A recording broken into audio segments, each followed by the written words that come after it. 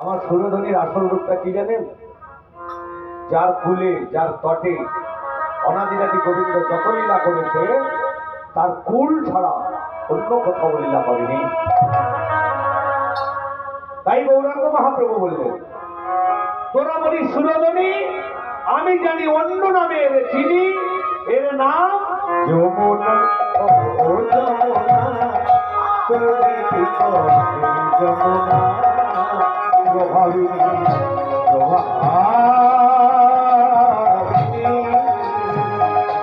যমুনা, ও যমুনা তুমি কি যমুনা প্রভাবিনী যার রূপের হাতে মিলন কাটে লুকাই করিল শান্ত মনে, বিমল চোখে লুকাই করিল শান্ত মনে, যার রূপের হাতে যমুনা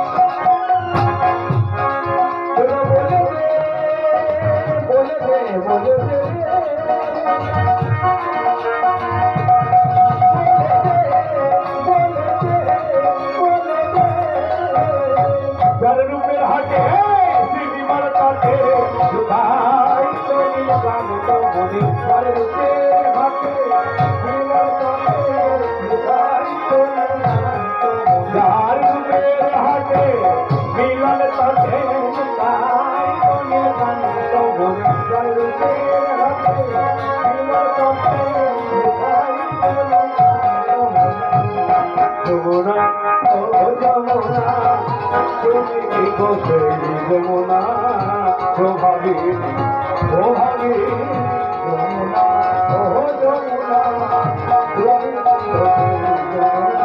প্রভাবিনী যমুনা রে।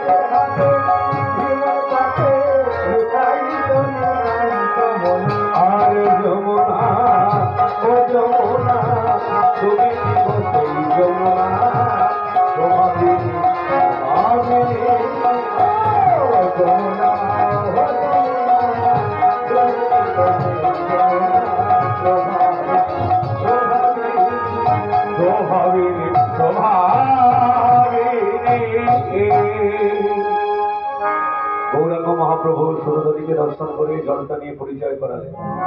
তোরা একে নামে চিনিস সুরধনী, এ তো সুরধনী নয়। তোরা যেমন রূপ পাল্টে আমার সঙ্গে এসেছিস, এও কিন্তু রূপ পাল্টে এই কলিযুগে পতিত পাবন গঙ্গার সুরধনী হয়ে বয়ে চলেছে। এ আসলে কি জানিস? যার কুলে আমি অসংখ্য লীলা করেছি, যে লীলার কোনো হিসাব নেই, যার নাম হল অনন্ত লীলা, এটাই তার সাক্ষী হলো দাপর যুগের যমুনা। তাই গৌরাঙ্গ মহাপ্রভু আমার খৈল করতালকে সঙ্গে নিয়ে পতিত পাবন গৌর সুন্দর সকল ভক্ত সমাবেশে নৃত্য নিরত হলেন। কি বলছে? খৈল করতালে ওরা চমেল করিয়া, ও গো খৈল করতালে ওরা চমেল করিয়া, খৈল করতালে ওরা চমেল করিয়া, মাঝে মাঝে মাঝে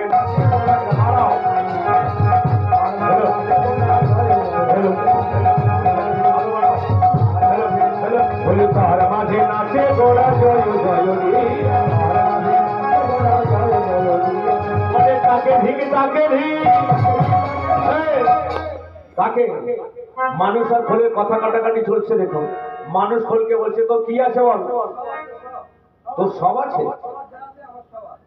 মানুষ বলছে তোর কি আছে? খোল উত্তর দিল, দেখো ভাই তোমার যা আছে আমার তাই আছে।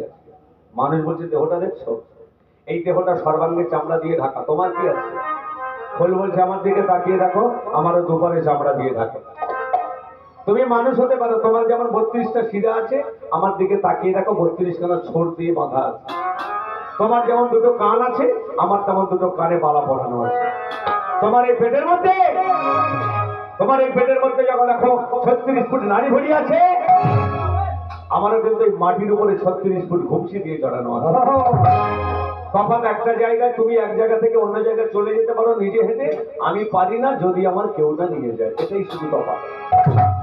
কিন্তু আমি মাটির যন্ত্র হয়ে যদি কৃষ্ণ কৃষ্ণ কৃষ্ণ বলে বাঁচতে পারি, তুমি মানুষ হয়ে কৃষ্ণ কথা কেন বলতে পারো না বলো?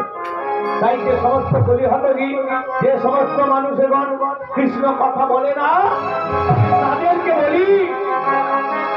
আমি তাদেরকে বলি বলে ধিকতাকে ধিকতা,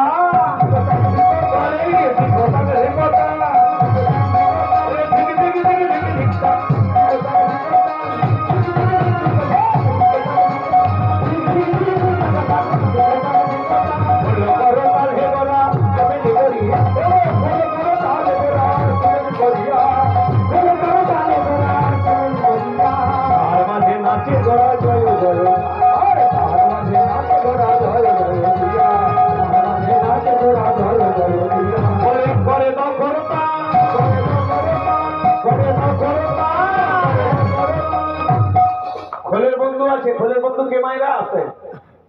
খোলের যে বন্ধু, খোলের সঙ্গে বাজে কে? কে? করতাল। এই করতাল হঠাৎ বেজে উঠলেন, মানুষ বলে খোলের সঙ্গে আমার মিল আছে, আমাদেরকে বলছে আমরা মেনে নিলাম। তুমি তো কাঁসা কেটে তৈরি, থালা কেটে তৈরি করা হয় করতালগুলো, তোমার কি আছে আমাদের সঙ্গে তুলনা করছো? বলছে আমি তুলনা করছি না। তাহলে হঠাৎ বেজে উঠলে, বলছে তোমরা যেটা জানো না সেটা বলছি। আমরা কি জানি না? বলে মনে করো একটা গাছে অনেকগুলো পাখি বসে আছে, সেই পাখির আওয়াজে তুমি স্তব্ধ ভাবে থাকতে পারছো না, নীরবে থাকতে পারছো না, তাই তুমি পাখিগুলো ওড়ানোর চেষ্টা করছো। আচ্ছা পাখিগুলো ওড়াতে গেলে তুমি যদি গাছের তলাতে গিয়ে বলো ও পাখি উড়ে যা, আমরা নীরবে থাকতে পারছি না, তোমার কথা শুনবে কি? বলছে না। তাহলে পাখিগুলো তাড়াবে কি করে? বলে কেন? ছোট্ট একটা পাথরের টুকরো নেব, যে গাছের ডালে পাখিগুলো বসে আছে সেই গাছের ডালের উপরে লক্ষ্য করে ঢিলটাকে ছুঁড়ে দেবো আর মুখে আওয়াজ করবো। তাহলে একে হলো ঢিল আর দুই হলো মুখে আওয়াজ, দুটো যদি একসঙ্গে তীরের মতো ফেলা যায় তাহলে পাখি ভয়ের থেকে পালিয়ে যাবে। কিভাবে? এই পাখি উড়ে যা। তাহলে দুটো জিনিস একসঙ্গে ব্যবহার হলো, পাখি চলে গেল। তদ্রূপ তোমাদের এই 3.5 আনা দেহ, তোমাদের দেহের মধ্যে ষড়রূপ পঞ্চভূত নব ইন্দ্রিয় দিয়ে করা এই দেহের মধ্যে এতগুলো পাখি বসে আছে, এই পাখিগুলো তাড়াতে গেলে শুধু মুখে নাম করলে হবে না। কি করবে? শুধু মুখে নাম করলে পাখিগুলো তো যাবে না মা, তার সঙ্গে ওই পাথরের টুকরো ছড়ার মতো বাঁচতে হবে। কি করবেন? করে দাও করো দাও।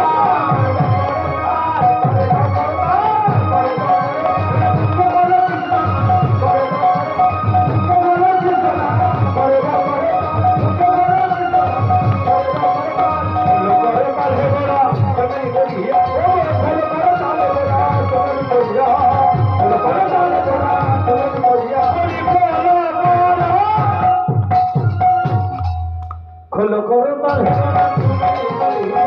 খোলো করো তাল, খোলো করো তাল, তুমি বধিয়া আর মাঝে নাচে গোরা জয় জয়,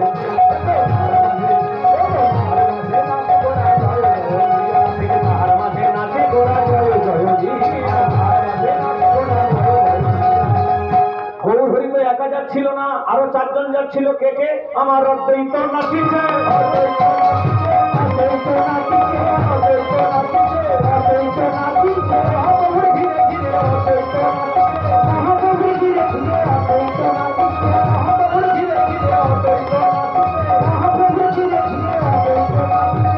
আর কে নাচছে? আমার নিত্যানন্দ, নিত্যানন্দ, নিত্যানন্দ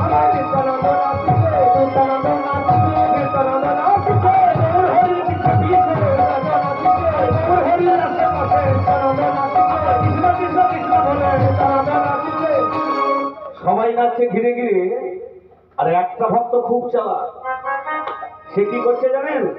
এরা ঘিরে ঘিরে নাচছে, সে শুধু পিছনে একবার যায়, আবার পালিয়ে আসে। আবার একটু যায়, আবার পালিয়ে আসে। আমার এই দলের কটা ছেলে দেখছেন তো? 7টা ছেলে আছে, আমি নিয়ে। এই যে 6 জন আছে, এই 6 জনের মধ্যে আবার আমার একটা ছেলে আছে, আমার ছেলে। এই 6টা ছেলের মধ্যে আমার ছেলে আছে, এই যে আমার একমাত্র ছেলে। তবে এই দলের মধ্যে 6টা ছেলের মধ্যে সবচেয়ে বেশি চালাক কে জানেন? এদিকে একদম পিস, দেখেছেন? এই এদিকে এ কি করবে সবসময়? আমার পিছনে পিছনে যায়। একে একদিন জিজ্ঞেস করছি, হ্যাঁ রে, তুই আমার পিছনে পিছনে নাচিস কেন বলতো? এও তো আমার ঘুরে ঘুরে নাচা, তুই পিছনে নাচিস কেন? মানে গৌরাঙ্গ মহাপ্রভুর পিছনে একজন নাচছে, জিজ্ঞাসা করছে, সবাই তো ঘিরে নাচে, তো তুই পিছনে নাচিস কেন? বলছে, প্রভু তোমাকে আমি বেশি ভালোবাসি, তোমাকে আমি বেশি ভালোবাসি বলে তোমার আমি কায়দা করে পিছনে পিছনে নাচি। আর এরা তোমাকে বেশি ভালোবাসে না, এরা তোমাকে ঘিরে ঘিরে নাচে। অদ্বৈত বলছে, যে বেশি ভালোবাসে সে তো ঘিরে নাচে, সে পিছনে নাচে। আচ্ছা আপনারা বলেন, যে ভালোবাসে সে তো কাছে কাছে থাকে। বলছে, তোরা কম ভালোবাসিস তাই তোরা ঘিরে নাচিস, আমি বেশি ভালোবাসি তাই আমি পিছনে থাকি। তবে মিথ্যা কথা নেই, আমাকে ভালোবাসে। তাহলে পিছনে থাকলে ভালোবাসাটা কি বাড়ে? বলে হ্যাঁ। কেন? আরে তোরা তো নাচছিস, তোদের অঙ্গ আমার প্রভুর অঙ্গে যদি আঘাত লাগে, আমার প্রভু তো মাটিতে পড়ে যাবে, আর প্রভুর অঙ্গে লাগবে। তাই আমি কায়দা করে পিছনে নাচছি। কেন জানিস? আমার যদি গৌর পড়ে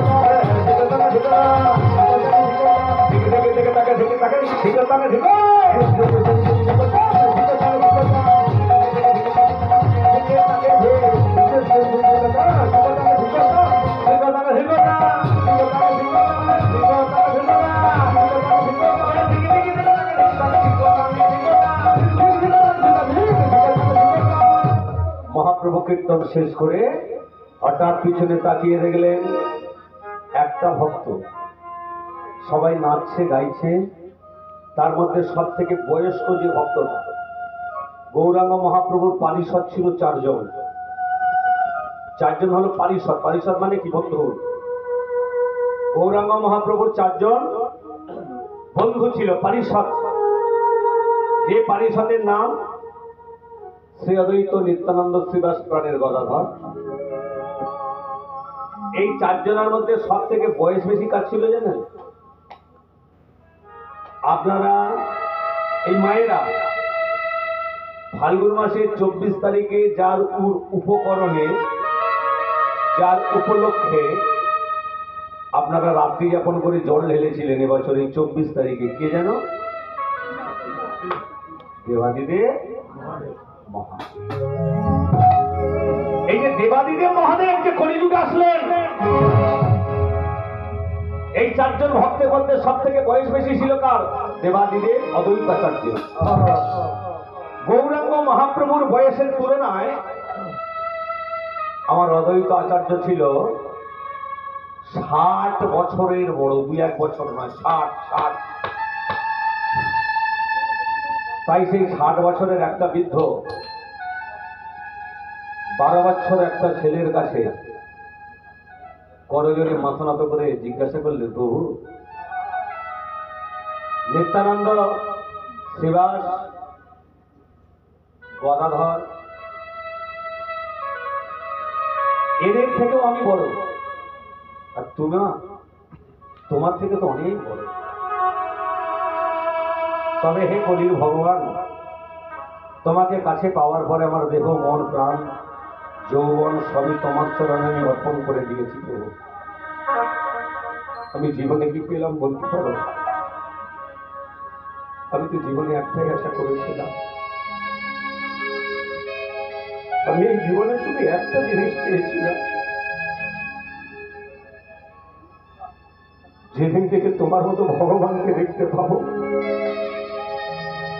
আমি যেদিন থেকে তোমার মতো ভগবানকে কাছে পাবো সেদিন আমার জীবন ধন্য করবো প্রভু। আর আমার কোনো দুঃখ নেই। এবারে যদি আমি হাসতে হাসতে মৃত্যুবরণ করি তাতেও আমার দুঃখ নেই, আমার সুখ হবে। তোমার কাছে তো এতদিন আছি, 15টা বছর তোমার সঙ্গে মিশলাম, কোনোদিন তোমার কাছে আমি কিছু চাইনি ঠাকুর। তবে আজকে আমাকে ফিরিয়ে দিও না, আজকে তুমি অন্তত আমাকে ফিরিয়ে দিও না। তবে তোমার কাছে আমি ধন, তৈল, ঐশ্বর্য ওগুলো চাইব। তবে তোমার চরণে আমার একটা জিনিস চাওয়ার আছে প্রভু। এই পৃথিবীর যত মানুষ আছে সবাই মুখের কথা শুনেছিলাম, একদিন আমাকে শুনিয়েছিল। এই পৃথিবীর মানুষরা বলে, জানো ভাই, এই পৃথিবীতে যখন কোন ব্যক্তির মৃত্যুর সময় হয়ে আসে, মায়ের আপনারা শুনবেন, এই পৃথিবীতে যখন যার মৃত্যুর সময় হয়ে আসে একমাত্র সে তার চোখে একটা দৃশ্য দেখতে পায় যেটা অন্য কেউ দেখতে পায় না। তাও আবার ভালো জিনিস নয় প্রভু, কি জিনিস দেখে যান?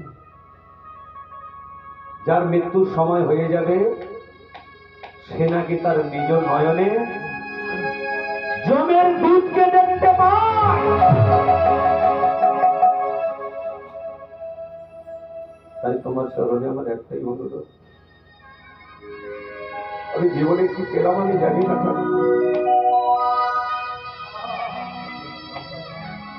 শিক্ষকটা থেকে আমি বাঁচব, আমি যেন তোমার রামের চরণ ছাড়া হতে না। আর মরণের সময় যদি আমার নিজ নয়নে কোনো জিনিস ধরা পড়ে সেটা যেন জমের দুধের কথা না মনে হয়। আমি নয়নে দেখবো, আমার কষ্ট হবে না, তবে রূপটা জমের দুধ নয়, রূপটা যেন তোমার ওই ভুবন ভোলানো রূপ আমার নয়নে ধরা পড়ে। অদহিতকে জড়িয়ে ধরলেন প্রভু, আমার অদহিত, তুমি যে আমার পরম ভক্ত, তুমি আমাকে ছেড়ে কোথায় যাবে বলো না? ভগবানের মনে পড়ে গেল, আমি দাপর যুগে মনে মনে এটাই ভেবেছিলাম যে কলির ভক্তরা আমার চরণে বসে কত কাঁদে, তাদের কত কষ্ট হয়। আমি কোনোদিন নিজে কেঁদে কষ্টটা বুঝিনি, কিন্তু আজকের এই অদ্বৈতের জন্য তোমার হৃদয় টুকরো টুকরো হয়ে যাচ্ছে। আমি এখন বুঝতে পারছি, কেউ যদি কারোর অন্তর থেকে ভালোবেসে কাঁদে, এই কান্নাটা হয় অতি তীব্র যন্ত্রণা।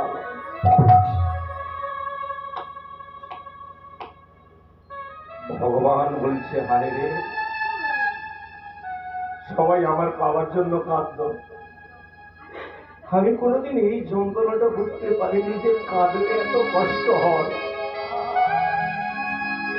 কিন্তু আজকে আমি ভালোবেসে অদ্বৈতকে বুঝতে পারলাম,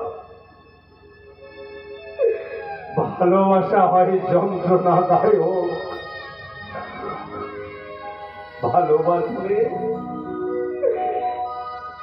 ভালোবাসার প্রতিদান হিসাবে নয়নের জল ছাড়া আর কিছু মেলে না।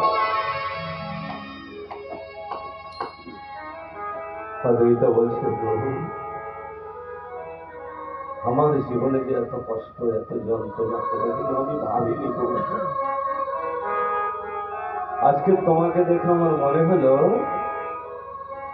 ভাবিনি ঠাকুর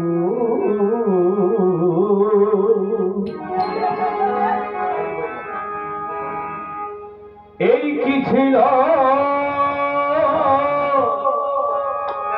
মোর জীবন,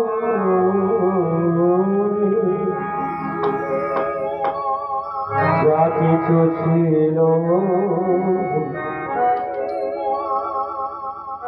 স্বপ্ন, যা কিছু ছিল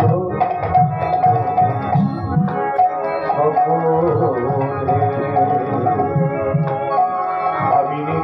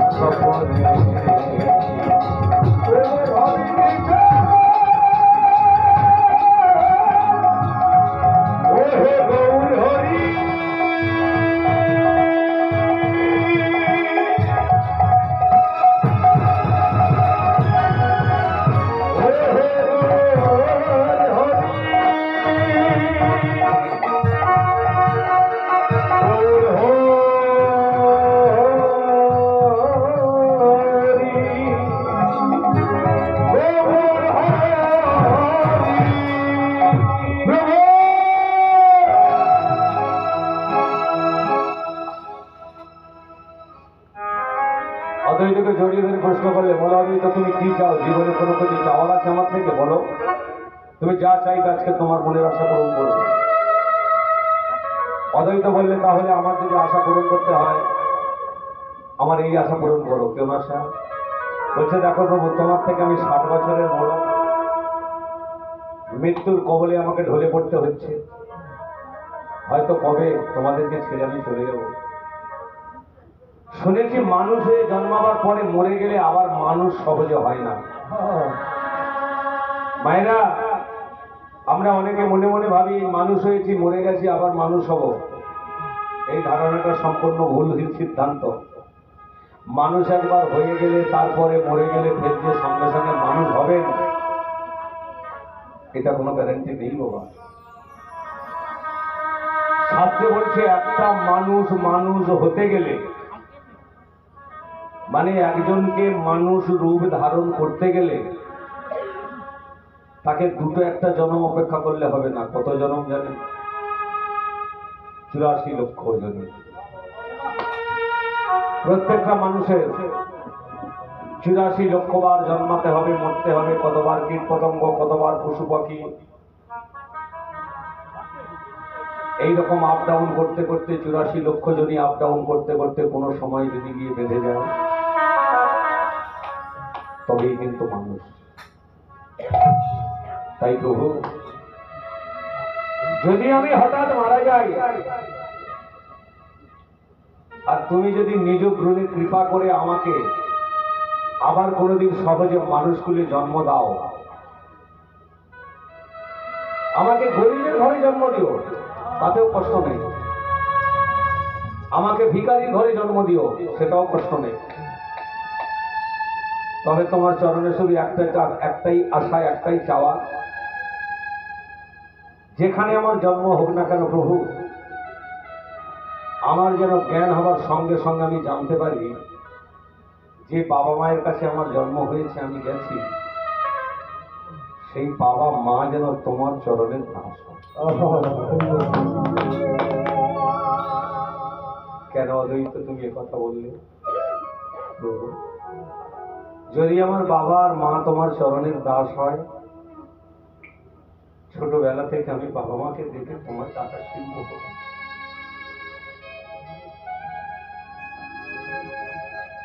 মানুষগুলো জন্ম নিয়ে আমরা তো মানুষের মতো আচরণ করতে পারি না।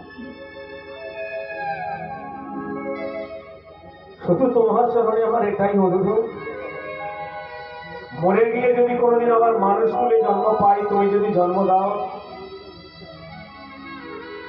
যেন আমার বাবা মা ভক্ত হয়ে ভক্তের ঘরে যেন আমি জন্মাতে পারি। শুধু তোমার চরণে আমার এইটুকু মিলে দাও, আর কিছু নেই। ভগবান বললেন, তাহলে তুমি দক্ষিণ 24 পরগনায় যাও। কথাটা শুনে অদ্বৈত তো চমকে গেলেন। প্রভু, পূব দিকে জায়গা নেই, পশ্চিম দিকে জায়গা নেই, উত্তরে পাঠাতে পারছো না, তুমি আমায় দেখে দেখে দক্ষিণ 24 পরগনায় পাঠাচ্ছ। ভগবান বললেন, কেন দক্ষিণ 24 পরগনায় কি আমার কোনো ভক্ত নেই? তুমি তো বললে ভক্তের ঘরে জন্মাতে চাই, তাহলে দক্ষিণ 24 পরগনায় কি বলতে চাও, যে আমার কোনো ভক্ত নেই? একটু আগে বলেছিল আমার যেখানে জন্ম দাও না কেন যেন আমার বাবা মা তোমার ভক্ত হয়, সেই ঘরে দাও। আর ভগবান যখন বললো তুমি দক্ষিণ 24 পরগনায় যাও, তখন বলছে না, দক্ষিণ 24 পরগনায় যাবো না। তার মানে কি বোঝায়? দক্ষিণে কোনো ভক্ত নেই। অদ্বৈত বলছে, প্রভু আমি তো সে কথা বলিনি যে দক্ষিণে ভক্ত নেই। দক্ষিণে ভক্ত আছে কি না আছে সেটা তো আমি জানি। সারা ওয়ার্ল্ডের মধ্যে যতগুলো জেলা আছে, সারা ওয়ার্ল্ডের মধ্যে, শুধু পশ্চিমবাংলার ভিতরে নয়, সারা ওয়ার্ল্ড মানে পৃথিবীর মধ্যে যতগুলো জেলা আছে, কোন যদি ভালো জেলা হয়ে থাকে, ভক্তের জেলা হয়ে থাকে, ভক্তিপূর্ণ জেলা হয়ে থাকে, সেটাই কিন্তু আমাদের দক্ষিণ 24 পরগনা। কেন জানেন মায়েরা? এই দক্ষিণ 24 পরগনা জেলাটা এত শ্রেষ্ঠ কেন? পূবে পাঠাচ্ছে, উত্তরে, পশ্চিমে, সব জায়গায় যেতে চাইছে অদ্বৈত, কিন্তু দক্ষিণে আসতে চাইছে না। আবার উনি নিজে বলছে যে পৃথিবীর মধ্যে যতগুলো জেলা আছে, সবার থেকে পূর্ণ এবং ভাগ্যবতী জেলা এবং ভক্ত মার্গের জেলা হলো দক্ষিণ 24 পরগনা। বলছে কারণ কি? মনে করিয়ে দিল ভগবানকে, ভগবান তোমার মনে আছে 5 বছর যখন তোমার বয়স হয়েছিল, তুমি নন্দনাচার্যকে সঙ্গে নিয়ে সর্বপ্রথম কিন্তু তুমি দক্ষিণ 24 পরগনায় গিয়েছিলে। আমার ভক্তমণ্ডলী মায়েরা, আপনারা শুনলে অবাক হয়ে যাবেন, আপনারা কোথাকার মানুষ আপনারা হয়তো জানেন না। এই যে জায়গাটা আপনারা জন্ম নিয়েছেন, এটা বহু কোটি কোটি জন্ম তপস্যা করার পরে কিন্তু এই জায়গাটায় জন্ম হয়। কেন? যে গ্রামের মানুষ বৃন্দাবনে নিজের অর্থ ব্যয় করে এখনো নিকুঞ্জ মন্দিরের সেবার দায়িত্ব নিয়ে রেখে দিয়েছে, সেই দেশের মানুষ কি যাতা মানুষ হয় নাকি? হ্যাঁ, আপনাদের এখানকার মানুষের পয়সায় কিন্তু বৃন্দাবন নিকুঞ্জ মন্দিরের এখন ভোগ চলে, আপনারা হয়তো জানেন না। আপনাদের এইখানকার মানুষ, এখানকার মানুষের পয়সায় এখনো বৃন্দাবনের নিকুঞ্জ মন্দিরের ভোগের দায়িত্ব নেওয়া আছে। আপনি সেই, আপনারা সবাই সেই গ্রামের মানুষ, তাদের দাস, তাহলে আপনাদের তো ভক্তিপূর্ণ শ্রদ্ধা থাকারই কথা। আর সত্যি আপনাদের ভক্তিপূর্ণ শ্রদ্ধা আছে বলেই কিন্তু আপনারা এসেছেন। আমি তো ভেবেছিলাম যা বৃষ্টি আরম্ভ হয়েছে হয়তো গান আর হবে না। বিশ্বাস করুন, আমার খুবই কষ্ট হচ্ছিল যে এত টাকা খরচা করে এত সুন্দর প্যান্ডেল আমার বাবুরা কত সুন্দর আয়োজন করেছেন, ভগবান তুমি এটা নষ্ট করে দিলে। বিশ্বাস করুন, আমার খুবই কষ্ট হচ্ছিল। তবে জানেন তো, ভগবান মন পরীক্ষা করে দেখে। এই জন্য গীতায় তো উল্লেখ করা আছে না, আমাকে যে করে আস বেছে বেছে আগে তাকে করি সর্বনাশ। যদি না ছাড়ে আস তবে তো তার 10 অনুদান। ভগবানকে যারা ভালোবাসে তাদের একটু মাঝে মাঝে নাড়া দিয়ে দেখে, এরা পথ ছেড়ে দেয় না। আজকে এত জল বৃষ্টির মধ্যেও আকাশ কেটে গেল কি সুন্দরভাবে। আমাকে খুব কষ্ট লাগছিল, হরিবাসরটা যেভাবে পরিষ্কার করছে।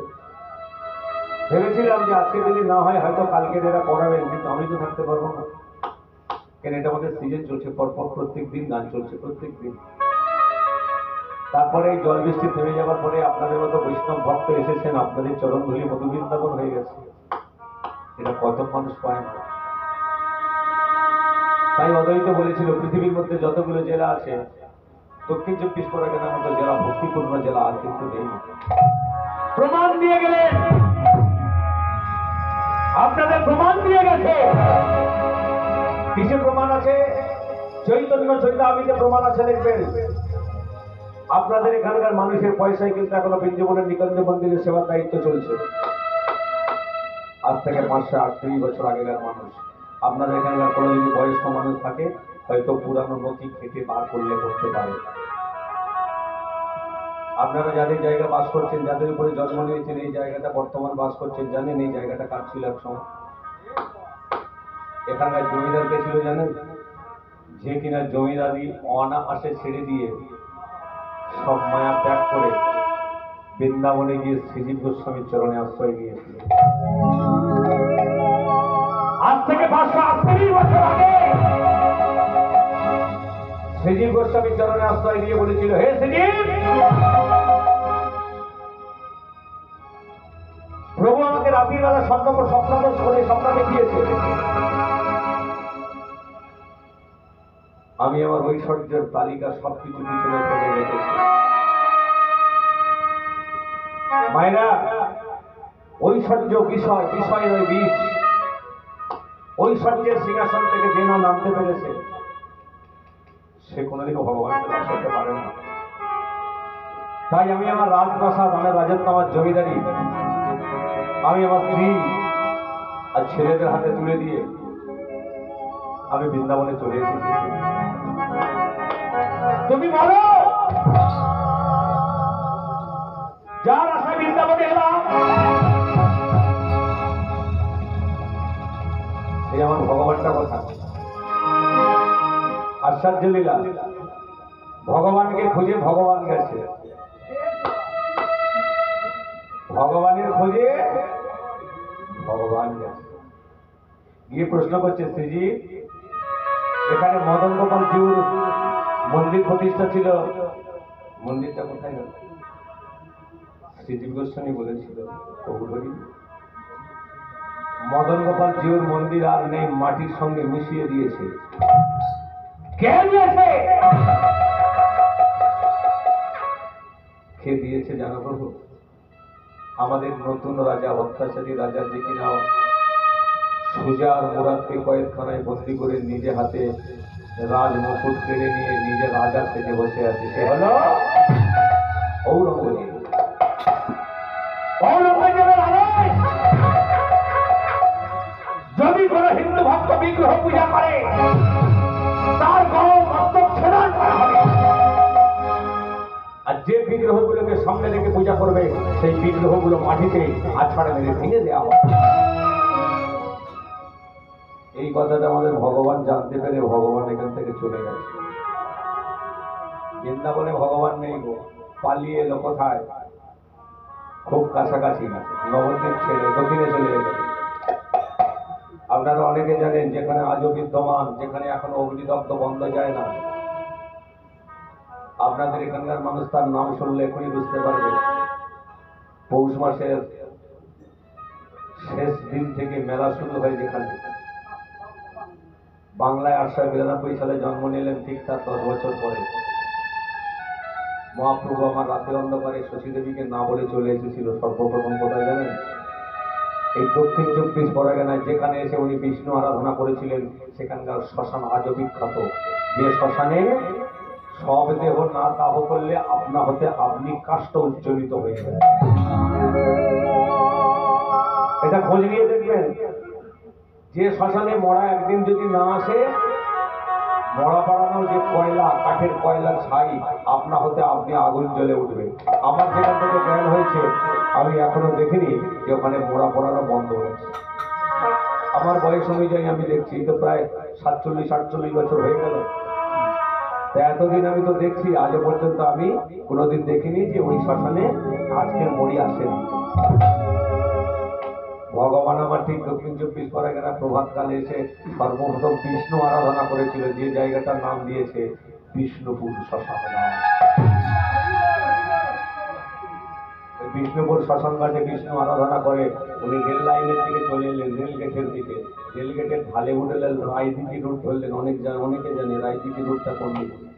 ওই রায়দিঘি রুট ধরে একটুখানি হেঁটে আসলেন, যেখানে উনি এসে হরি নামের যজ্ঞ করলেন। যে জায়গাটার নাম দিয়েছে, অনেকে জানে যজ্ঞী বাটিকা মহাশ্মশান, অনেকে জানে শঙ্কর থানা শ্মশান। ওখান থেকে মহাপ্রভু হাঁটতে হাঁটতে 4 কিলোমিটার রায়দিঘি রুটের দিকে চলে গেলেন। সেখানে গিয়ে নিজের পায়ের খড়ম খুলে নিয়ে একটা পুকুরের পাড়ে উনি স্থাপিত করলেন। চিন্তা করেছিলেন, আমি যে দক্ষিণে এসেছি, আমার আগত কলির মানুষ অন্তত এই পায়ের ছাপ দেখে বুঝতে পারবে, তাদের জন্য নবদ্বীপ ত্যাগ করে তাদের কাছে এসেছিলাম। যেখানে মহাপ্রভুর দোকানে পায়ের খড়ম পাওয়া গেছে, সেই জায়গাটার নাম কি জানেন? সরস্বতী পূজার 15 দিন পরে থেকে মেলা শুরু হয়। দেশ বিদেশ থেকে লোক আসে, হাজার হাজার ভক্ত সমাবেশ। চোখ নষ্ট হয়ে গেলে যে দেবতার কাছে ছুটে যান, যার নাম অন্ধমণি পাদশ্রী। এক বছর যাবেন, দুর্গাপুজো হয়ে সরস্বতী পুজো হয়ে গেলে ঠিক তার 15 দিন পরে আমার বাড়ির উঠানে বললেন, আমার বাড়ি থেকে 5টা কারেন্ট পোস্ট পার হলেই মেলাটা শুরু হয়। জায়গাটার নাম অন্ধমণি, কৃষ্ণচন্দ্রপুর পাদশ্রী। আজকের মহাপ্রভু শ্রীজীব গোস্বামীকে প্রশ্ন করেছিল, এই ভক্তটাকে এগুলো কোনোদিন দেখিনি। তখন আপনাদের সেই গ্রামের জমিদার গৌরহরির চরণখানা ধরে বলেছিল, গৌরহরি, আমি সব ত্যাগ করে দিয়েছি, আমার বাসনায় আগুন লাগিয়ে দিয়েছি। আমার মায়েরা, আমার পিতৃবর্গ, আমরা কলিহত জীব, যদি না আমরা নিজ নিজ বাসনায় আগুন লাগাতে পারি, আমরা কোনোদিনও ভগবানকে পাবো না। এই কামনার বাসনার চরিতার্থকে নিঃশেষ না করতে পারলে আমরা ভগবান লাভ করতে পারি না। তাই প্রভুর চরণ, অতুল চরণে লুটিয়ে করলেন সেই জমিদার। প্রভু জিজ্ঞাসা করলে, তোমার নাম কি বাবা? তুমি জমিদারের ছেলে হয়ে, জমিদার হয়ে কেন এত দূরে চলে এসেছো কষ্ট করতে? এদের সঙ্গে থাকলে তোমাকে ভিক্ষায় যেতে হবে, তুমি পারবে? আমরা জোরে বলেছিল, প্রভু আমার জ্ঞানে কত অত্যাচার করেছি, কত অন্যায় করেছি, জোর করে কারোর জমি কেড়ে নিয়েছি, জোর করে খাজনা দেয়নি বলে তাদের প্রতি অত্যাচার করেছি, কিন্তু আজকে আমি সব শেষ করে দিয়েছি। প্রভু বিশ্বাস আমি সত্য সঠিক পথ সত্য পথে যে পয়সাটা ইনকাম করেছিলাম আমি শুধু সেইটুকু নিয়ে চলে এসেছি। আমার অহংকারী পয়সা এটা নয়। জীবনে তো কোনোদিন ভগবানের সুযোগ পাবো না সেবা করা, আমরা কোনোদিনও সেবা করার সুযোগ পাবো না। তাই আজকে যখন সেবা করার সুযোগ পেয়েছি, এই সৎ পথে সত্য পথের উপার্জন করা পয়সাটা আমাকে ভগবান সেবায় খরচ করতে দাও। আপনাদের এখানকার জমিদার নাম কি জানেন? শুনে রাখুন, যদি আমার মতো কোনো কীর্তনিয়া জিজ্ঞাসা করে বলতে পারবেন। আপনাদের এখানকার জমিদার নাম ছিল আজ থেকে 538 বছর আগে বসু বংশধর, যার নাম ছিল নন্দকুমার বসু মহারাজ। সৎপথের পয়সা দিয়ে মদন গোপাল জিউর নতুন করে মন্দির প্রতিষ্ঠা করার জন্য ভগবানের চরণে লুটিয়ে পড়লেন, প্রভু আমার মতো দিনহীন, আমার মতো পাপী তোমার চরণ স্পর্শ করেছে। সরলে বুকে টেনে যদি নাও নিতে পারো ঠাকুর, আমি তো পাপী, আমি কত অত্যাচার করেছি জমিদারি করতে গিয়ে, আমি কত অত্যাচার করেছি। আমি জীবনে তোমার চরণ ছাড়বো না ঠাকুর, আমি জীবনে তোমার চরণ ছাড়বো না, শুধু তোমার ওই চরণে আমার আশ্রয় দাও। আমি সবার পিছনে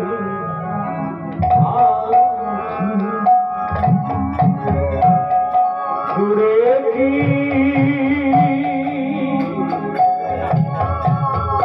যাবে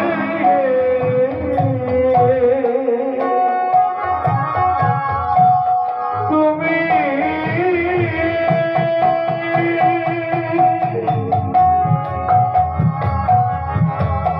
বলো ভুলে কি যাবে তুমি,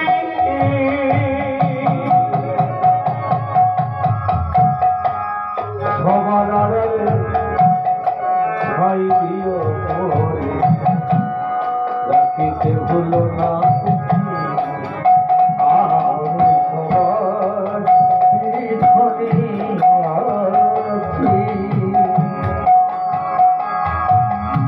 বলো ভুলে কি যাবে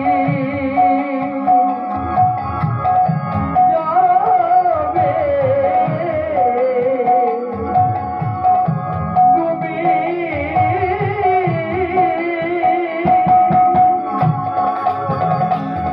বলো ভুলে কি যাবে তুমি, সবার ছাই দিও রাখিতে ভুলো না তুমি, আমি সবার পিছনে আছি। জমিদারি করতে গিয়ে আমার আত্মীয় পরিবার বলবো, আমার আপনজন বলতে কেউ আমার পাশে নেই। যারা আমাকে ভালোবাসে তারা আমার অর্থের জন্য ভালোবাসে। আর যেদিন থেকে আমি জমিদারি ত্যাগ করে এত দূরে চলে এলাম, সেদিন থেকে আমাকে আর কেউ ভালোবাসে না, সবাই আমার থেকে চলে গেছে। একে একে সব হারালো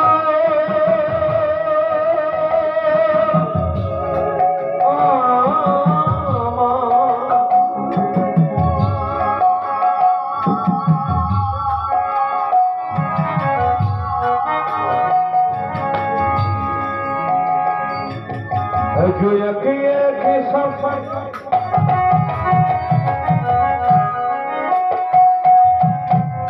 हारालो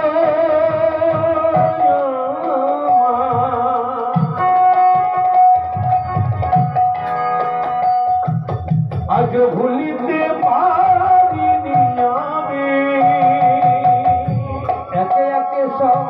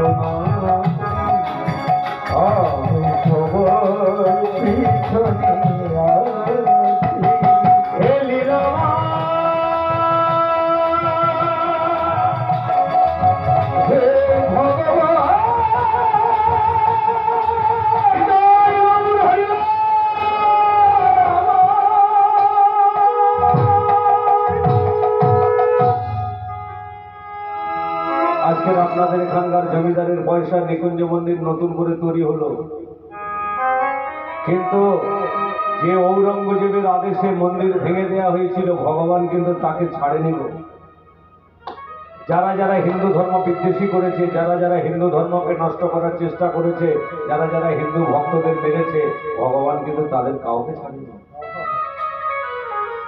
যেমন ঔরঙ্গজেবের একটা আদেশ ছিল, তার রাজত্বের সময় কোনো হিন্দু ধর্মের হিন্দু মানুষ পূজা অর্চনা করতে পারবে না, হরিনাম করতে পারবে না। আমাদের এই সনাতন ধর্মের মানুষ, আমরা সনাতন ধর্ম মানে কি জানেন? সনাতন ধর্মের শব্দের অর্থ হলো ত্যাগী এবং মায়াধারী ধর্ম। আপনি যত ধর্মে দেখেন না কেন, হিন্দু ধর্মের মতো ধর্ম, এত মার্জিত মায়াধারী ধর্ম আপনারা কোনো জায়গা পাবেন না। মুসলমান বলুন, খ্রিস্টান বলুন, জৈন বলুন, ফরাসি বলুন আর বা হিন্দু, এতগুলো ধর্মের মানুষ আছে, কিন্তু হিন্দু ধর্মের মতো মানুষ এত মায়াধারী কোন ধর্মে নেই। তার প্রমাণ দেখে নেবেন আপনারা, আপনারা প্রমাণ বুঝতে পারবেন। আপনাদের রাস্তার পাশে যদি একটা ভালো ঠাকুরঘর থাকে, মন্দির থাকে, সেই রাস্তা দিয়ে দেখবেন হঠাৎ কয়েকটা মুসলিম দাদা হেঁটে চলে যাচ্ছে, সেই সময় হঠাৎ বজ্রপাত আর বৃষ্টি। বলুন তো বাবা, সে কোথায় পালাবে? সে কিন্তু ছুটে গিয়ে মন্দিরে গিয়ে দাঁড়িয়ে থাকবে বৃষ্টি থেমে না যাওয়া পর্যন্ত। আমাদের হিন্দু ভাইরা দেখলে কিছু বলে না, বলে না যে নেমে যাও, বলে যে বৃষ্টি থেমে গেলে নামবেন, ওখানে বসবো। কিন্তু একবার বৃষ্টির সময় আপনারা ছুটে গিয়ে মসজিদে নামাজ পড়ার সময় ঢুকে দেখুন তো, আপনার দাঁড়ানো তো দূরের কথা, আপনার জীবনের রিস্ক তৈরি হয়ে যাবে।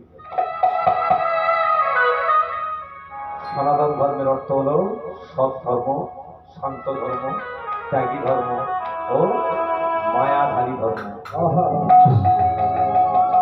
আজকের সেই শ্রীজীব গোস্বামীর সঙ্গে সহযোগিতায় আপনাদের এখানকার মানুষ নন্দকুমার বসু মহারাজ সৎ পথে যতদিন ইনকাম করেছিলেন, সেই টাকাটা শ্রীজীব গোস্বামীর হাতে তুলে দিয়েছিলেন।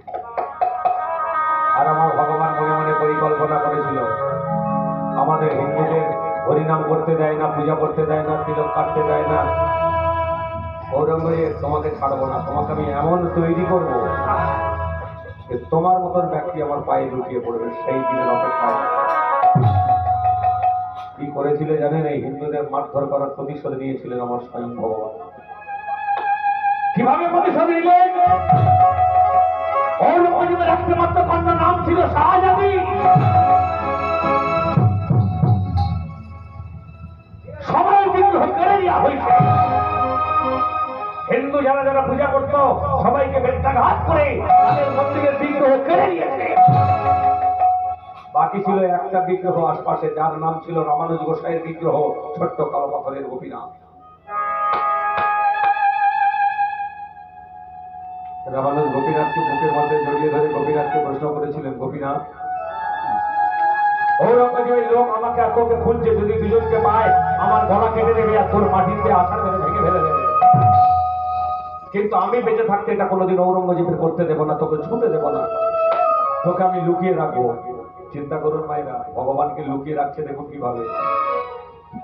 মাটি খুলছে, মাটি খুলে মনে মনে ভেবেছিল ওই খোলা মাটি খালা হয়ে যাবে, আর সেই গর্তের মধ্যে আমার গোপীনাথকে রেখে দিয়ে মাটি চাপা দেবো, কয়েকটা দিন পরে আমার গোপীনাথকে তুলে নিয়ে পালিয়ে যাব। কিন্তু মায়েরা, গোপীনাথ তো সমাধিতীর্থ হবেন না। ঔরঙ্গজেবের ভয় থেকে রামানুজ গোসাই গোপীনাথকে লুকিয়ে রাখবেন বলে মৃত্তিকা খনন করছে, মাটি খুলে গর্ত করেছে, ওই গর্তের মধ্যে গোপীনাথকে যখন বসাতে যায়, ভগবান লীলা আচ্ছন্ন করলেন, তার গর্তটা হলো কঠিনের, মানে কোমর পর্যন্ত।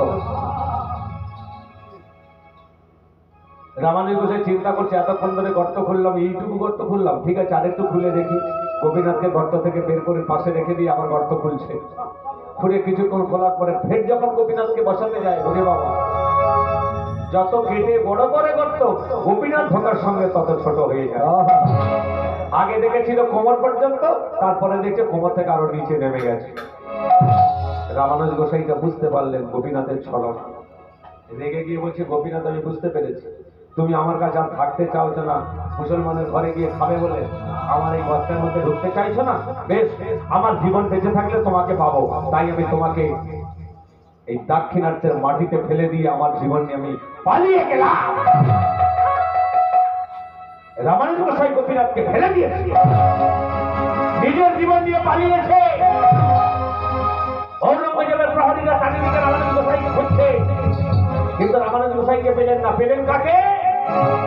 রামানুজ গোসাইয়ের প্রাণের বিগ্রহ কালো পাথরের গোপীনাথ। গোপীনাথ তাকে ছুঁয়ে ফেলেছে, গোপীনাথ তাকে তুলে নিয়েছে, রাজপ্রাসাদে নিয়ে গেলে ঔরঙ্গজেবকে বলছে, রাজামশাই বলে বলো রামানুজকে পেয়েছো? বলছে না, রামানুজকে পাইনি, তবে তার বিগ্রহকে পেয়েছি। মানে সে কোথায়? বললো পালিয়েছে।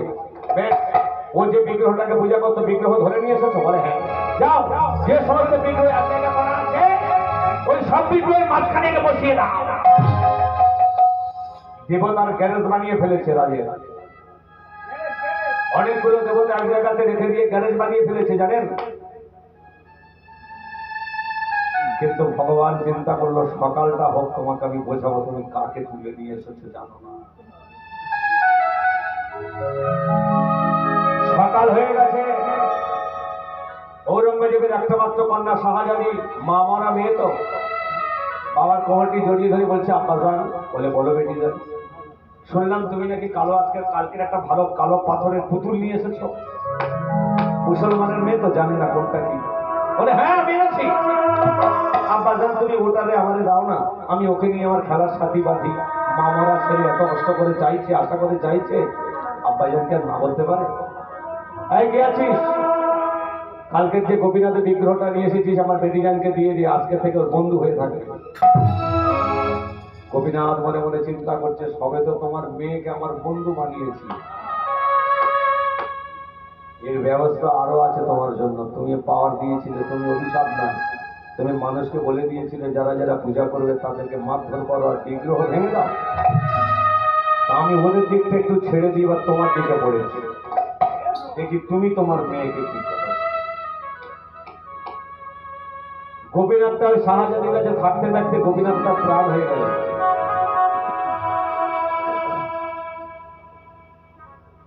খেতে বসে গোপীনাথকে থালার পাশে বসিয়ে রাখে, শুতে যায় গোপীনাথকে নিয়ে শয়ন করে। গোপীনাথ তার প্রাণ, গোপীনাথ তার ধ্যান হয়ে গেছে। ঠিক রাতের অন্ধকারে গোপীনাথ স্বপ্নাদেশ করলে রামানুজকে, যার কাছে ছিল, রামানুজ। গোপীনাথ তুমি রাত্রিবেলায় কেন? রামানুজ, এতদিন আমি ঔরঙ্গজেবের আদেশে ওখানে পালন করার জন্য প্রহরীরা রেখে দিয়েছি, কিন্তু আমি ভালোবাসা পাচ্ছি না, তুই আমাকে নিয়ে যা। ঘুমের ঘরে প্রয়োজনে রামানুজ বলছে আমি আনতে গেলে আমাকে তো মারবে। বলছে আমি আছি, তোকে কেউ মারবে না, সকালে আয় তোমাকে নিয়ে। রামানুজ গোসাই চিন্তা করলো ভগবান ডেকেছে, মারে মারে। সকালবেলা গেছে, রাজামশাই কে? আমি রামানুজ।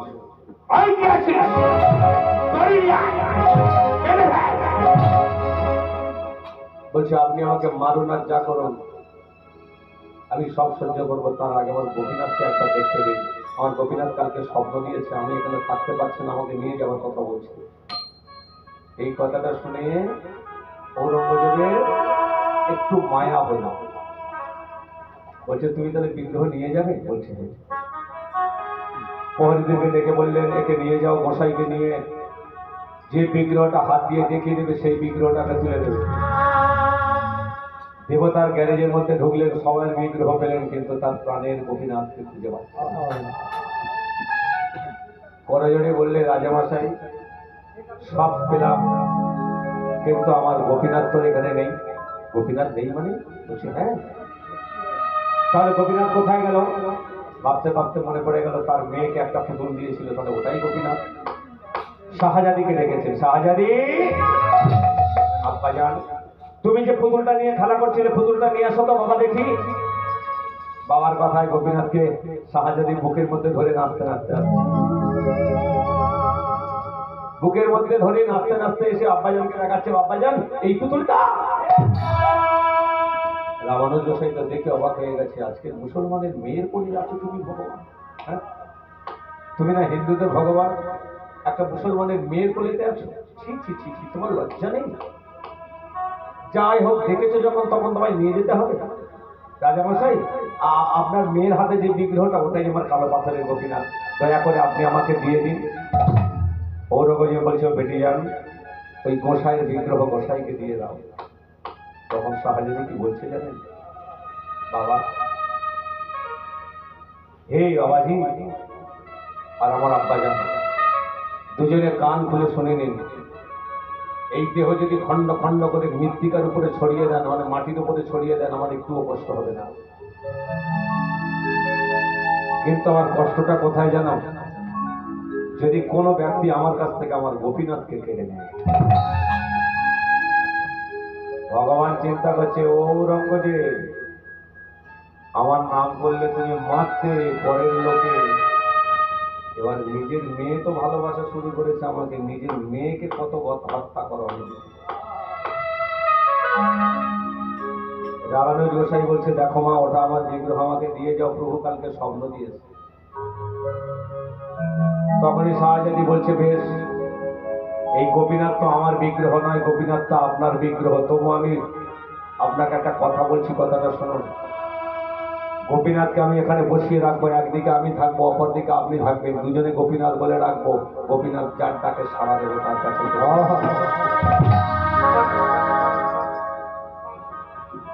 রামানুজ গোসাইয়ের মনে অহংকার হলো, কি জানেন? গোপীনাথ তো আমার,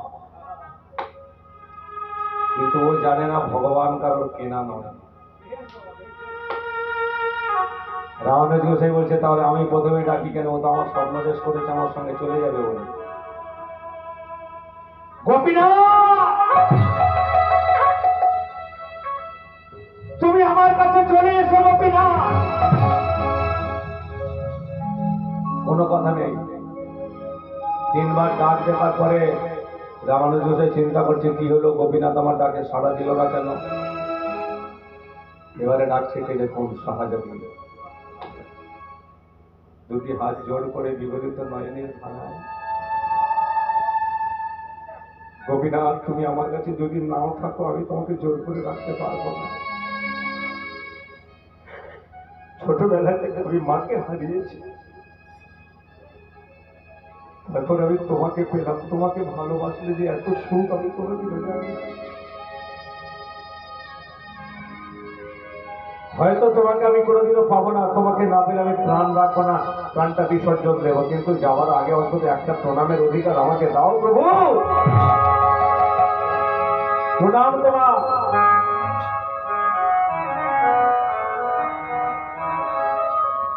যাওয়ার আগে শুধু একটা কথা, একটা প্রণামের অধিকার আমাকে দাও।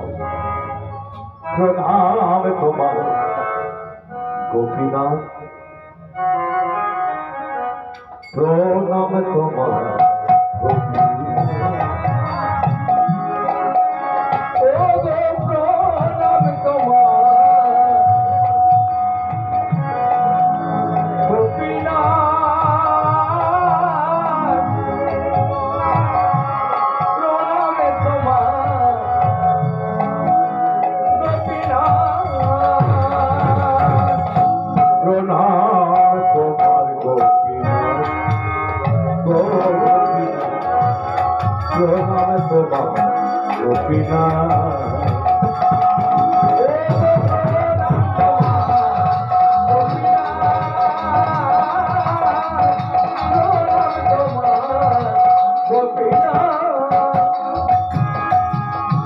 কাঙালের ঠাকুর নামে কি তোমার, যার কেহ নাই দয়া, তুমি আছো কাঙালের ঠাকুর, তুমি নামটি তোমার।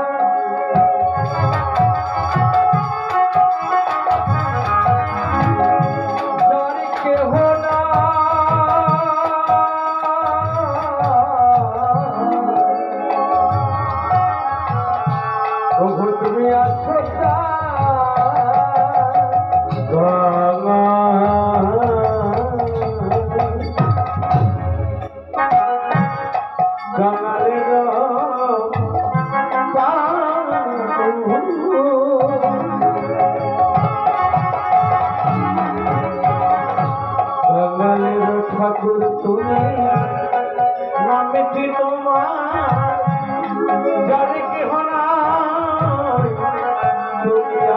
ছোটা বাঙালির ঠাকুর তুমি নামটি তোমার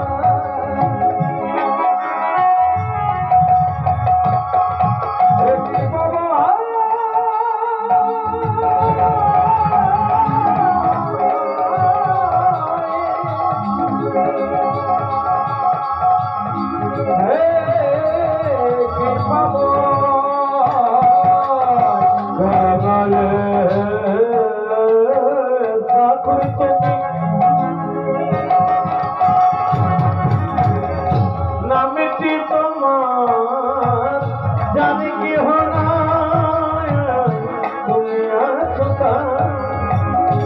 বাঙালির ঠাকুর তুমি নামটি তোমার জানি কেহ নাই তুমি আছো দিও প্রভু আমার ওই রানা দিও প্রভু আমার তোমার ওই রামাচর আগেবার দিও প্রভু আমার ওই রানা দিও প্রভু আমার ওই রামাচর রাখিতে ভক্তের মান নাম তোমার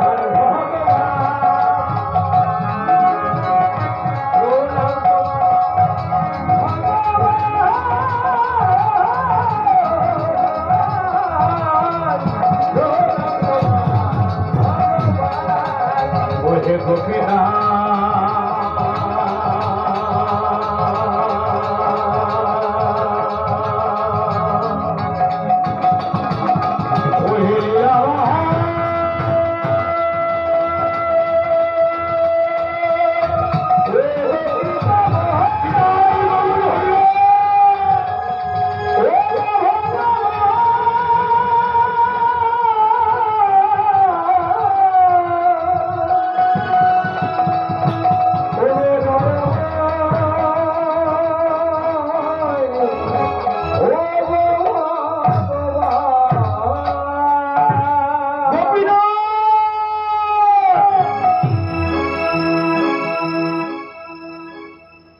পাথরের মূর্তি থেকে দৈববাণী করলেন শাহজাদি। একে শাহজাদি বলে ডাকলো কে? গোপীনাথ দিকে কিন্তু তাকিয়ে আছে রামানুজ গোসাই। গোপীনাথ ছোট্ট ছোট্ট হাতে ডাকছে শাহজাদিকে, সমাজে নিয়ে যাও। রামানুজ গোসাই দিকে রেগে গেল। গোপীনাথ, তুমি আমার কাছে এতদিন ছিলে, আমার কাছে খাচ্ছ, আমার কাছে থাকছিলে, আর দুদিনের ভালোবাসায় তুমি আমার ডাকটাকে অবহেলা করে ওর ডাকে সাড়া দিলে। আজকের আমি প্রতিজ্ঞা করলাম গোপীনাথ, শুনে রাখ, আর কোনদিন আমি তোর নাম মুখে নেব না। যে ঝোলা নিয়ে আমি মালা টিপছিলাম, এই ঝোলাও ত্যাগ করে দিলাম।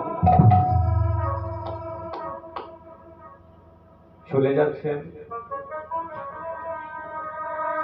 ঔরঙ্গজেব দাঁড়িয়ে দাঁড়িয়ে দৃশ্যখানা দেখে আর নিজেকে ধরে রাখতে পারলেন না। দাঁড়াও রামানুজ! বলুন রাজামশাই। রামানুজ গোসাইয়ের চরণতলে ঔরঙ্গজেব বসে পড়লেন। রামানুজ, আমি না জেনে তোমাদের ভগবানের প্রতি কত অত্যাচার করেছি, অন্যায় করেছি, এর জন্য তুমি আমাকে ক্ষমা করে দাও। আমি অনেককে মেরেছি, অনেককে, কিন্তু আজকের আমি অহংকার আমার চূর্ণ হয়ে গেল। আমার একটা মাত্র মেয়ে, সে যদি কৃষ্ণ ভক্ত হয়, যার জন্য আমি এতদিন বসেছিলাম, চেয়েছিলাম, আমি বিদ্বেষী করে কি করবো বলতে পারো না? আমি একদিন আদেশ দিয়েছিলাম মন্দির ধ্বংস করে দাও, কিন্তু আমার আগে এক হিন্দু ভক্ত তার সৎপথের পয়সা, উপার্জন করা পয়সা ব্যয় করে আমার বিগ্রহ করে দিয়েছে। আপনার চরণে আমার বেশি কিছু চাওয়ার নেই, শুধু একটা জিনিস চাইব, আপনাদের যে জমিদার মন্দিরটা তৈরি করে দিয়েছে নন্দকুমার বসু, সেই মন্দিরে আপনি তো পূজারী হয়ে আছেন বা থাকবেন, আর আমার এই মা মরা মেয়েটা আপনার চরণে আশ্রয় দিন। আপনি ওই মন্দিরের সেবার কাজে দায়িত্ব নিয়েছেন, আর আমার মা মরা মেয়েটাকে একটু সেবার দায়িত্ব দিন। এমন সময় নন্দ মহারাজ বলছেন, আপনাদের এখানকার জমিদার, দাঁড়াগৌরাঙ্গ যে মন্দিরটা আমার, আমি আমার গোপীনাথকে ভালো করে পূজা করব বলে দক্ষিণ 24 পরগনা কাকদ্বীপ থানার অন্তর্গত আমি নন্দকুমার বসু মহারাজ জমিদার ছিলাম, আমি জমিদারি ছেড়ে দিয়েছি। আমার একটা নিয়ম আছে, আমাদের হিন্দু মন্দিরে আপনার মেয়ে থাকতে পারবে, তবে একটা শর্তে। শর্তটা কি? আপনাদের এই মুসলমানের দেওয়ার নাম কিন্তু থাকবে না, নতুন করে দীক্ষা নিয়ে নাম নিতে হবে। ঔরঙ্গজেব বলেছিল, তাইতে আমি সন্তুষ্ট, বলো কি করতে হবে। তাই রামানুজ গোসাইয়ের মন্দিরে দাক্ষিণাত্যে রামানুজ গোসাই হলেন মন্দিরের সেবক, আর ঔরঙ্গজেবের একটা মাত্র কন্যা শাহজাদি হল সেবিকা। তবে হ্যাঁ, হিন্দুদের মন্দিরে সেবার দায়িত্ব পেয়েছে, আজকের থেকে ওকে শাহজাদি বলে আর কেউ ডাকবে না। আজকের থেকে ওর নতুন নাম হলো মা অচলা দেবী। মা অচলা দেবী। আমার ভক্তিমতী মায়ের ভক্তমন্ডলী, বৈষ্ণব মন্ডলী এবং সাধুগুরু ব্রাহ্মণ বৈষ্ণব, কৃষ্ণ নামে সুধা আছে, সবাই তার পায় না বাবা। কৃষ্ণ নামে সুধা আছে সবাই জানে, কিন্তু সবাই পায় না। যার গুরু নয়নের প্রেম বিকাশ ঘটে সেই পায়, বাকি সব পায় বিষ। তাই পদকর্তা পদ রচনা করলেন, কৃষ্ণ নামে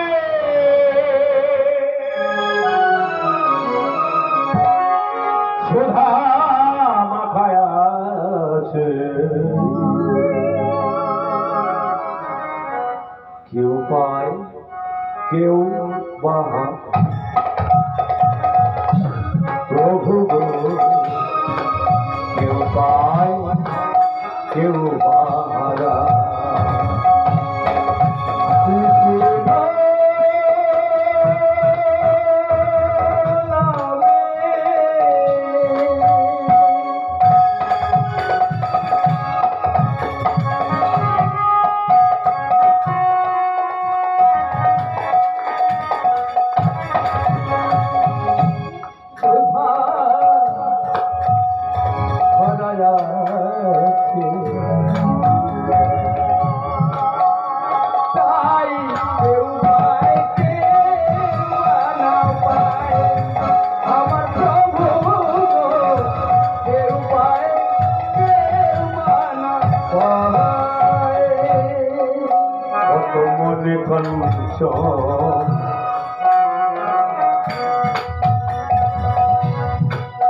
ছড়ালে গো দয়া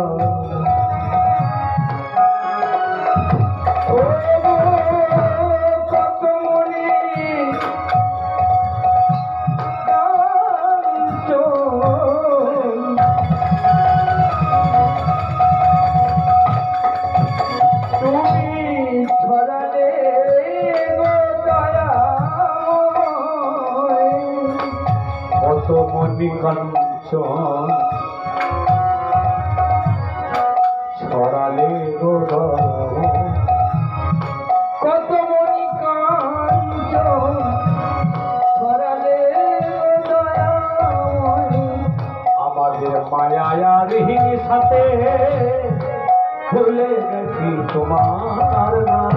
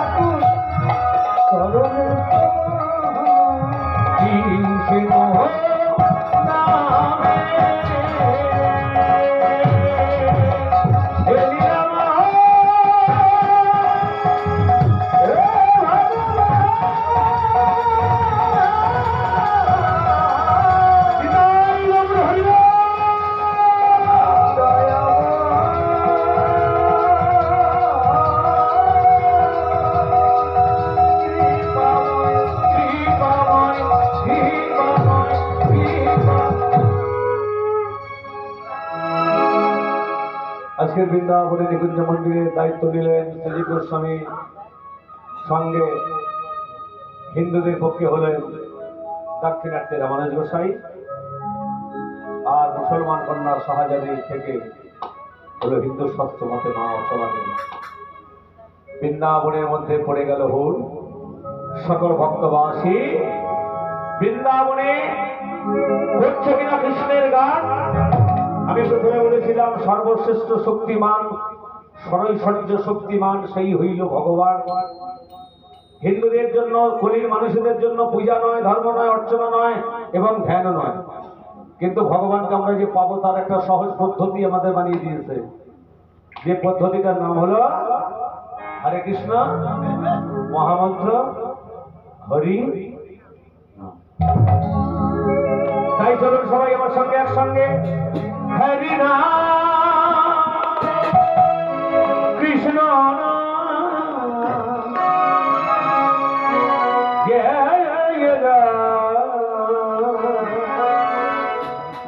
মধুনা।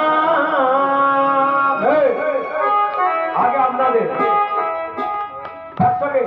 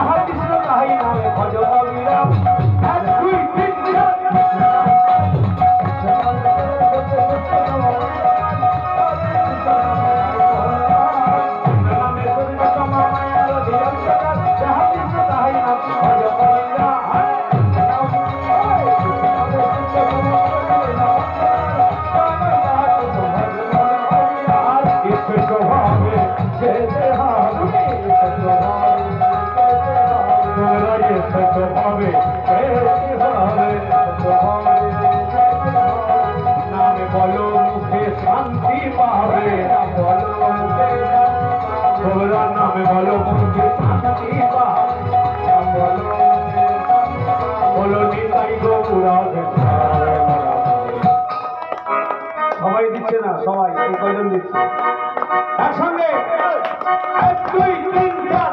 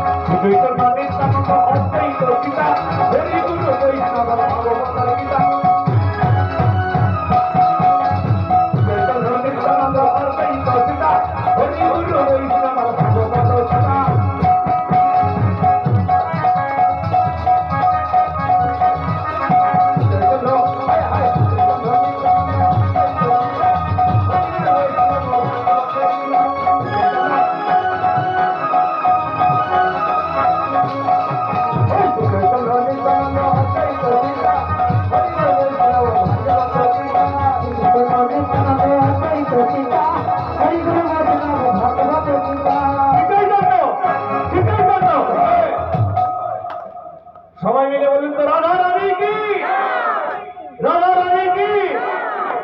শ্রী চৈতন্য নিত্যানন্দ অদ্বৈত সীতা হরি গুরু বৈষ্ণব ভগবতার পিতা। চৈতন্য নিত্যানন্দ অদ্বৈত সীতা হরি গুরু বৈষ্ণব ভগবতার পিতা। এসে তো হবে, এসে তো হবে, এসে তো হবে।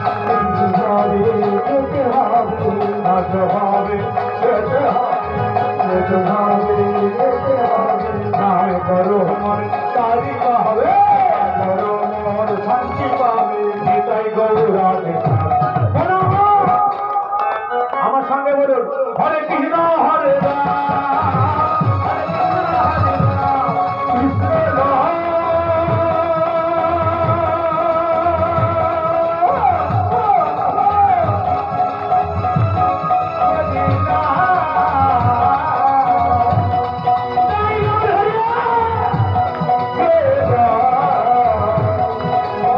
রাম হরে কৃষ্ণ হরে কৃষ্ণ কৃষ্ণ কৃষ্ণ হরে হরে হরে রাম রাম রাম হরে হরে হরে কৃষ্ণ কৃষ্ণ কৃষ্ণ হরে হরে হরে রাম রাম হরে হরে হরে কৃষ্ণ কৃষ্ণ কৃষ্ণ হরে হরে হরে রাম হরে রাম হরে হরে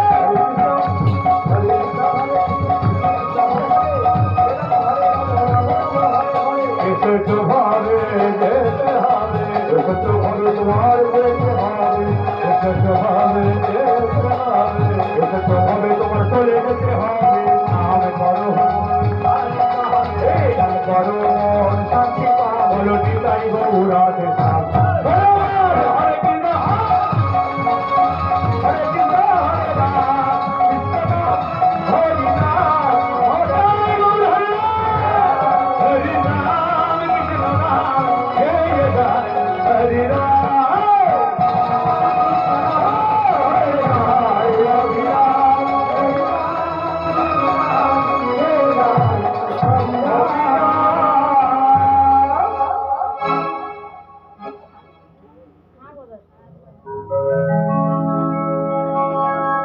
নমস্কার সমাবেত কৃষ্ণ অনুরাগী চৌধুরী মণ্ডলী, আমার ভক্তিবতী মা ও বোনেরা, আজ যে কীর্তন গান প্রথম রজনী হওয়ার কথা, সেই প্রথম রজনী ৮টায় আমরা প্রাকৃতিক দুর্যোগের জন্য আরম্ভ করতে পারিনি। সেই জন্য আমরা পরবর্তীকালে আকাশ একটু পরিষ্কার হতে আমরা কীর্তন গান আরম্ভ করেছি। কারণ আজ রাত্রে যদি এনাকে কীর্তন না করাতে পারি, এনাকে আর আমরা পাবো না। এই দূরদর্শন খ্যাত তত্ত্ব সম্রাট নীল অধিকারী মহাশয়, তিনার সম্প্রদায় আমাদের এই প্রথম গঙ্গাধরপুরে পা দিয়েছেন, তেনাকে পাবো না বলে আমরা যারা কৃষ্ণ অনুরাগী চৌধুরী মণ্ডলী ভক্তিমতী মায়েরা এসেছি, এই অল্প মানুষজনের মধ্যে ভক্ত মণ্ডলীর মধ্যে উনি গান আমাদেরকে শ্রবণ করাচ্ছেন। আমরা কর্ণে এই পাপ কর্ণে আমরা কিছুটা অংশগ্রহণ করেছি, আমরা মুক্ত হয়ে সেই জন্য একটু উনার গানে সন্তুষ্ট হয়ে কিছু গান এসেছে। স্বর্গীয় রামহরি মিদ্যা মহাশয় স্মৃতির উদ্দেশ্যে তিনার পুত্র নবকুমার মিদ্যা গঙ্গাধরপুর বাড়ি, উনি 50টি টাকা মীর বাবুকে পুরস্কৃত করছেন। ওই সঙ্গে এই ননীগোপাল রায় মহাশয় এই গঙ্গাধরপুরী জিনার বাড়িতে আজকের এই হরিবাসর, এই হরিবাসরে সাজিয়ে আজকের এই ভক্ত মণ্ডলীকে যে কর্ণে আমাদের নাম শ্রবণ করিয়ে দিচ্ছেন, তিনাকে আমরা এই ভক্ত মণ্ডলীর পক্ষ থেকে অশেষ অশেষ ধন্যবাদ প্রণাম জানাচ্ছি। ওই সঙ্গে উনি বাবুকে 100টি টাকা এই পুরস্কৃত করে জানাচ্ছেন। ওই সঙ্গে এই সুন্দরভাবে মাইকটি অপারেট করার জন্য মাইক ব্যাংকে উনি খুশি হয়ে 20টি টাকা পুরস্কৃত করছেন।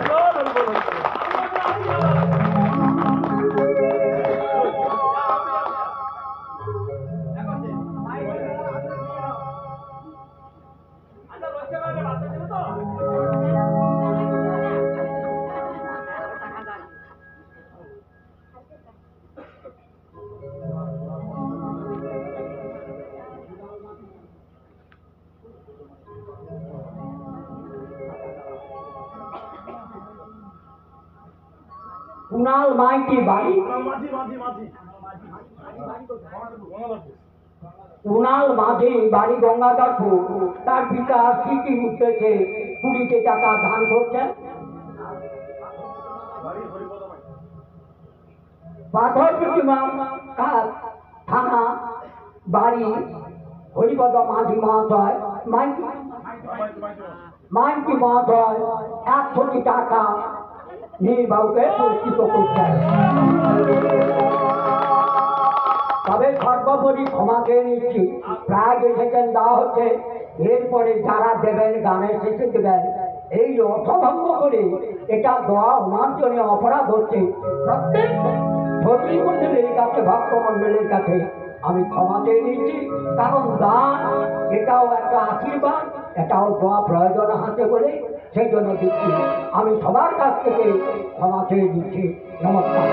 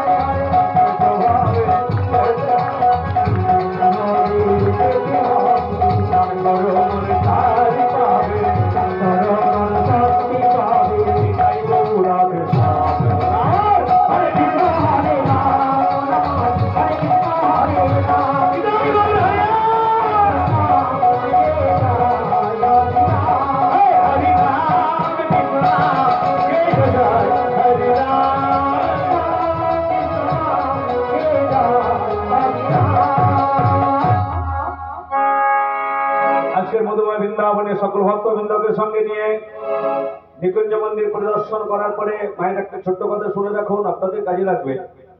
তবে সত্যি কথা আমার খুবই ভালো লাগছে, এত রাত্রেও আপনারা বসে আছেন এবং আমার যে বাবা পুরস্কার দিতে উঠে একটা খুব দামি কথা বললেন, যিনি আজকের এই হরিবাসরটা সমস্ত বিহার করেছেন, এটা তো অবশ্যই মানতে হয়, শাস্ত্র কোনোদিন যুক্তি ছাড়া অযুক্তি বলবে না। পূর্বজন্মের স্বীকৃতি না থাকলে হরিবাসন বাড়িতে হয় না বাবা। শুধু হরিবাসন নয়, এই যে আপনারা এসেছেন আজকেকার জন্য, আপনাদের আজকেকার দিনের জন্য, তবে সারাক্ষণের জন্য নয়, যতক্ষণ কীর্তন হবে ততক্ষণ কিন্তু আপনারা পরম বৈষ্ণব। আর আপনাদের চরণধলি এখানে পড়েছে মানে এটাই কিন্তু তৎক্ষণাৎ বৃন্দাবন। আজকে এই গঙ্গাধরপুর বলবেন না, আপনাদের এই গ্রামের যে নামটা আমি জানি না, যদিও মাঝের বাড়ি। যাই হোক, আমার বাবু আমাকে বুক করেছিলেন ইন্টারনেটে, সেই কারণে আমি নাম নথি নেইনি, শুধু ফোন যোগাযোগ করে করে চলে এসেছি। তবে আমার খুবই ভালো লাগছে, বিশ্বাস করুন। আমি গতকাল ছিলাম আমরা হাওড়া জেলা উলুবেড়িয়াতে, এবং তার আগের দিন আপনাদের কাছে এসেছিলাম এই দক্ষিণ 24 পরগনা, আপনাদের এই ঠাঙ্গা এই কাছাকাছি, যেটা জায়গাটার নাম হলো হাতিবাড়ি। এই পরশুদিনই আমার গান ছিল হাতিবাড়িতে। তা ওখানে আমি দর্শক পেয়েছিলাম, প্রচুর প্রচুর দর্শক ছিল। ঠিক ওরা আমাকে এরকম 5 থেকে 6 বছর পরেই পেয়েছিল, খুবই ভালো লেগেছিল। তবে দর্শক ছিল প্রচুর, কিন্তু আপনাদের মতো এত মনোযোগী একানিষ্ঠ ভক্ত ছিল না। বিশ্বাস করুন, এটা মানতে হয়, এটা আমরা মানি। কেন আমরা জানি, দীর্ঘ আমার কীর্তনের বয়স হলো 30 বছর। এই দেখতে দেখতে আমি 30টা বছর কীর্তন জগতে আছি। শরীরের অবস্থাও খুব ভালো নয় মা, যত বয়স বাড়ছে। আগে এক সময় প্রচুর রাস গান গাইতাম, তারপরে বয়স বাড়ার সঙ্গে সঙ্গে আমি কমিয়ে দিয়েছি। কেন বয়স তো যত দিন যাবে ডাউন হয়ে আসবে, 50-এর কাছে তো চলে গেলাম, আর কদিন টিকবো। তবে শুধু আপনাদের আশীর্বাদ আর আপনাদের চরণধুলি, আপনাদের মতো পিতামাতার কৃপা আছেন বলেই কিন্তু আমি আজকের কীর্তন জগতে এখনো টিকে থাকতে পেরেছি। তবে আপনারা আশীর্বাদ করুন। আমি মরে গেলেও আমার দুঃখ নেই, কেন জানেন তো? আমার একটা অডিশন হয়ে গেছে। তাই আপনারা সবাই মিলে আমার এই ছেলেটাকে আশীর্বাদ করুন। আমার এই একটাই মাত্র ছেলে, আমি মরে গেলে যেন আমার কিছুটা অন্তত রাখে, কিছুটা রাখে। সবে 11-এ পরীক্ষা দিল, পরীক্ষাটা শেষ হয়ে গেছে, 15 তারিখে রেজাল্ট, হয়তো আরো আসতে পারবে না। তবে ওকে বোঝাই আমি, বাবা একটু মন দাও, আমার তো হয়ে আসছে। গুরু কৃপাই কি বলো, গুরু কৃপা না থাকলে হয় না। বাবা যে কথাটা বলে গেল যে বাবা এতটা আয়োজন করেছেন, তার যেন মঙ্গল হয়। আর আমি তো প্রাণ ভরে ভগবানের কাছে একটাই আশীর্বাদ চাইব, উনি যেন পরমাই শুধু বৃদ্ধি নয়, সকল ঐশ্বর্য বলে যদি কিছু থাকে, ভগবানের ভান্ডারে যত যেন সুখ আছে, আমার বাবুকে প্রদান করেন। আপনারা আমার সঙ্গে আছেন, 3 ঘন্টা হয়ে গেছে, তবু আমি আছি কেন? আপনাদের আছেন বলে আমি আছি, বিশ্বাস করুন। আমার যেন মন পুষছে না গান করে, একটাই কারণে, এতটা সুন্দর প্যান্ডেল, এত সুন্দর ভক্তের জায়গা, আজকে কেন যে বৃষ্টিটা হলো এটাই কষ্ট লাগছে। তাই আমি ভগবানের কাছে প্রার্থনা করবো, যদি আমি বেঁচে থাকি, আমি হাঁটানিশোর চেষ্টা করবো আমাদের দক্ষিণ 24 পরগনার দিকে আসা, এদিকে আসা। আমি সাগরে প্রত্যেক বছর গানে আসি, যেমন সাগরে ঘাসপাড়াতে আসি, মণ্ডপতলাতে আসি। চলুন সবাই বৃন্দাবনে, মধুময় বৃন্দাবনে। বৃন্দাবনে আমরা ঢুকে পড়েছি। বৃন্দাবনটা সাজিয়ে দিয়ে দেখুন কি সুন্দর করে, এটা তো বৃন্দাবন। আর আপনারা হলো গোপী। গোপী মানে কারা? গোপী মানে শুধু মেয়ে ছেলে না, বেটা ছেলেও গোপী হয়। কেন জানেন? গোপী মানে মেয়েদের সংজ্ঞা পড়ে না। গোপী শব্দের অর্থ হলো যারা গোপন ভজন করে। গোপন ভজন মানে এটা কি? নিশ্চয়ই আপনাদের গুরু দীক্ষা হয়ে গেছে। যাদের যাদের গুরু দীক্ষা হয়নি তারা কিন্তু গোপী পদে আসতে পারে না। তবে অপরাধ নেবেন না, ছোট মুখে বড় কথা, হয়তো আমার থেকে বয়স্ক মানুষ এখানে এমন থাকতে পারে তারা এখনো গুরু দীক্ষা হয়নি। সেই বাবার চরণে আমি অনুরোধ করে বলছি, বেঁচে থাকতে থাকতে অন্তত দীক্ষা নিয়ে অসম্পূর্ণকে সম্পূর্ণ করে যাওয়ার চেষ্টা করুন। দীক্ষা শব্দের অর্থটা কি? দিয়ে খা। দীক্ষা দিয়ে খা, কাকে দিতে বলছে? যার কৃপাতে আপনি ধরাতে এসেছেন, যে খাওয়াচ্ছে আপনি খাচ্ছেন, যে আপনার হাতে টাকা তুলে দিচ্ছে। আর অনেকে বলে আমি কাজ করছি মাইনে পাচ্ছি, সে দিচ্ছে। আরে কাজটা করাচ্ছে নাকি সেটা দেখুন। হ্যাঁ, আপনার শরীর যদি অকেজো করে দেয়, আপনি কাজ করতে পারবেন? তাহলে আপনার মূল কর্তাকে, সর্বশ্রেষ্ঠ শক্তিমান সেই হলেন কিনা ভগবান। আপনি 10 টাকা ইনকাম করুন, 2 টাকা তাকে দিন না, তবু শান্তি পাবে। কিন্তু 10 টাকা ইনকাম করে 4 আনা দিবেন, আবার 50 টাকার গল্প করবেন, তাহলে কিন্তু ভগবান। তাই চলুন বোধহয় বৃন্দাবনে, বৃন্দাবনে ফুল ফুটেছে। আজ বৃন্দাবনে ফুল ফুটেছে, লাল গোলাপ আর সাদা। আজি কোন ফুলে কৃষ্ণ ভজে, কোন ফুলে রাধা।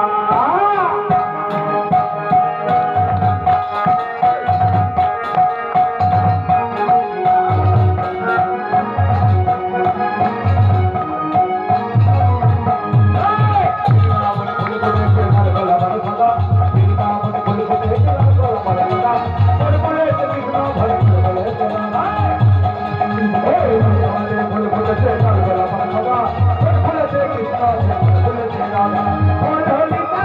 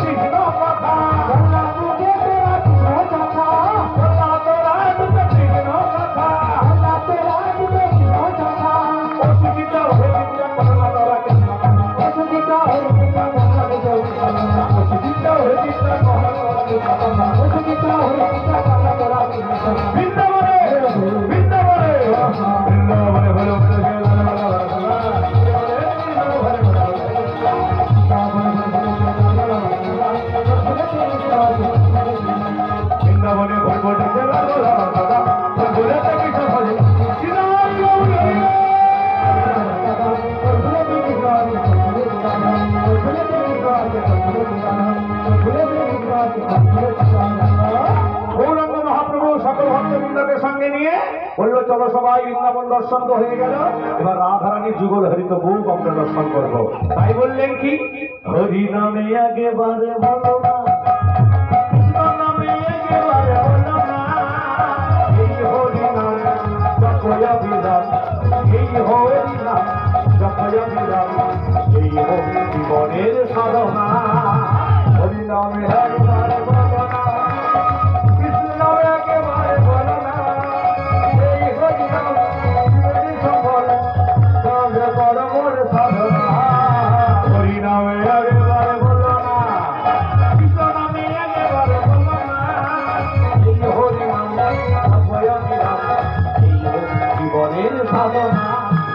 হরি নামে একবারে বলো না, কৃষ্ণ নামে একবারে বলো না, এই হরি নাম পথেই সফল, করো মোর সাধনা।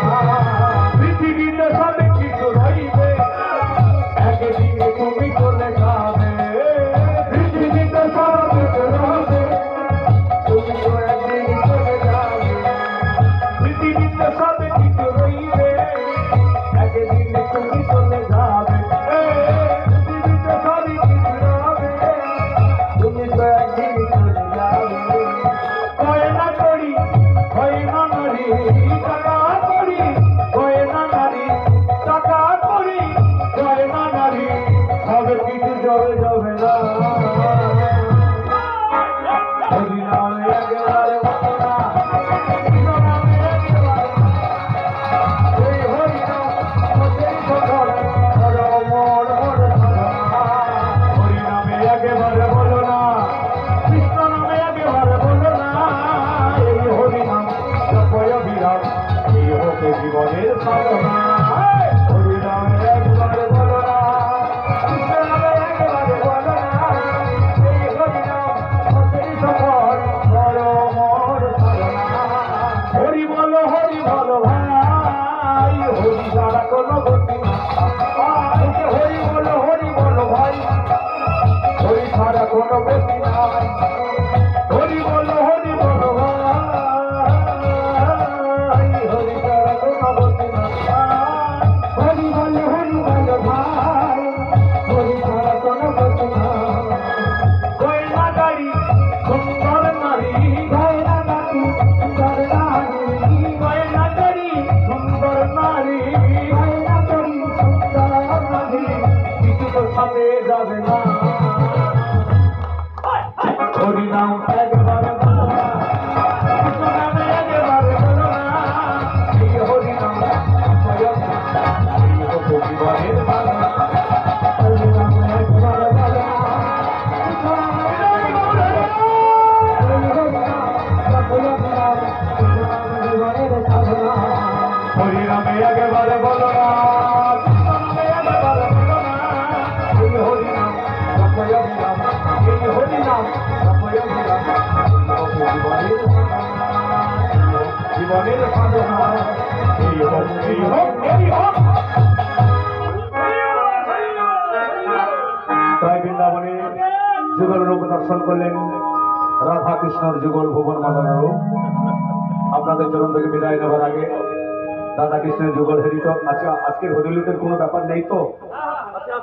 আছে, নিয়ে আসেন তাহলে।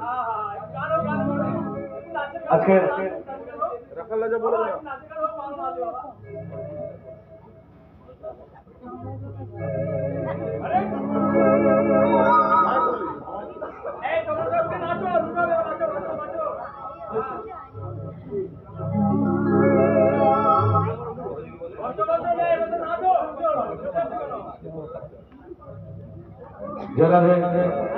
চলুন সবাই একসঙ্গে। আচ্ছা, এটা কিন্তু মাথায় করে নিতে হবে কাউকে। আসুন আসুন, চলুন। তাহলে কারো ঘুম টুম পাচ্ছে না তো? বাহ, আজকে রাতে চলুন চলুন।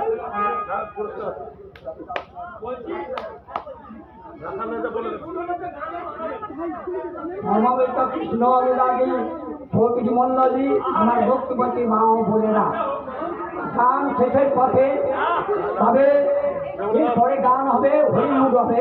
আপনারা এই হরিবাসর থেকে লুকটা কুড়িয়ে নিয়ে যাবেন।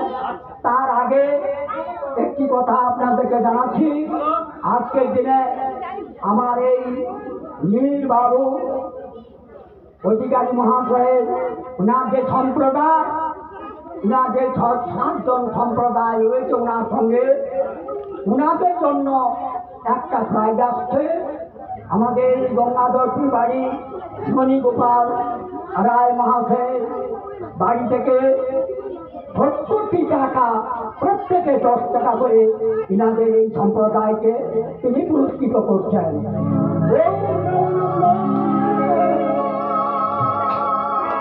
গান শুনুন এবং লোক পুজো নিয়ে যাবেন। ওই সঙ্গে আরেকটি কথা, আমাদের দুদিনের গানের কথা, আজকে দূরদর্শন খ্যাত এবং তথ্য সম্রাট, আমরা বলেছিলাম যে তথ্য সম্রাট সঠিক, উনি আগে তথ্য কথা বলেছিলেন, তারপরে বউ কথা বললেন এবং বউদের লীলা, বউ কেন হলো, কেন আমরা করবো, কেন আমরা সনাতন ধর্মে দীক্ষিত, আমাদের সনাতন ধর্ম করা উচিত, উনি খুব সুন্দর করে বলেছেন, আমাদের কর্ম করে পৌঁছে দিয়েছেন।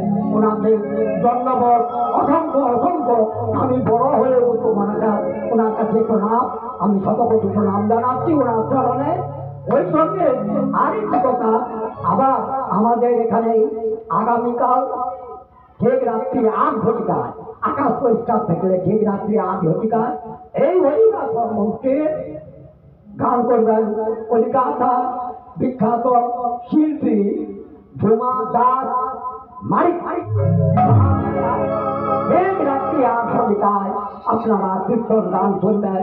এই হরিবাসর মঞ্চ থেকে সারা রাত্রি ব্যাপী কীর্তন গান শুনবেন, আনন্দ ভোগ করবেন।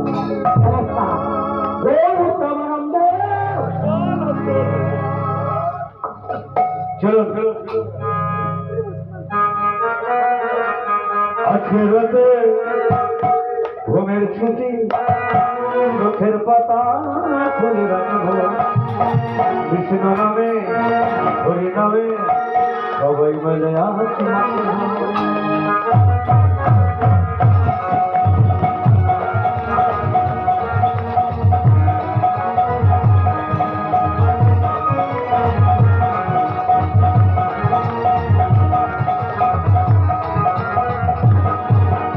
আজকে রাতে ঘুমের ছুটি, চোখের পাতা খুলে রাখবো, কৃষ্ণ নামে হরি নামে সবাই হবে রাম।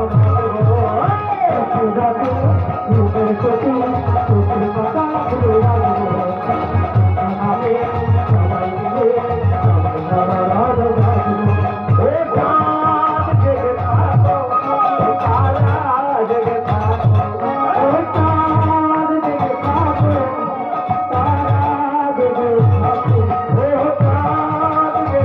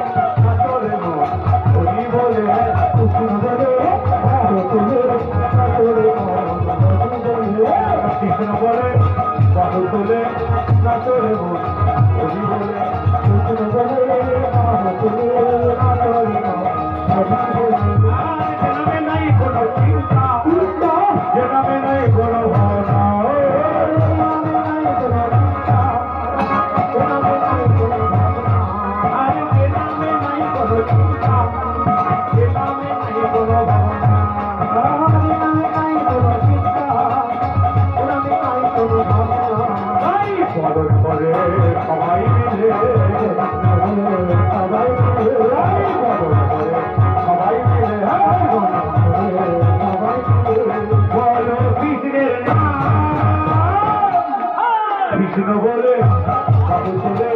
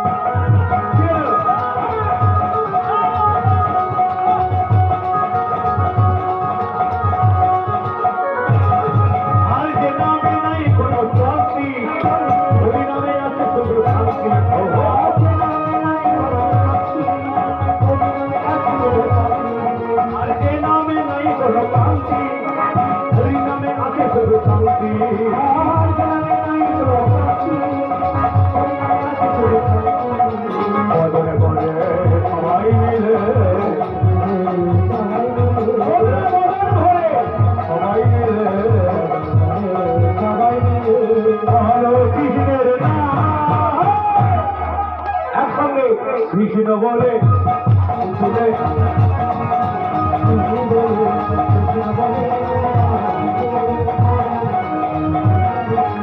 আজকে রাতে ঘুমের ছবি চোখের পাতা খুলে রাখবো নামে হরিনামে আমরা বাঁচবো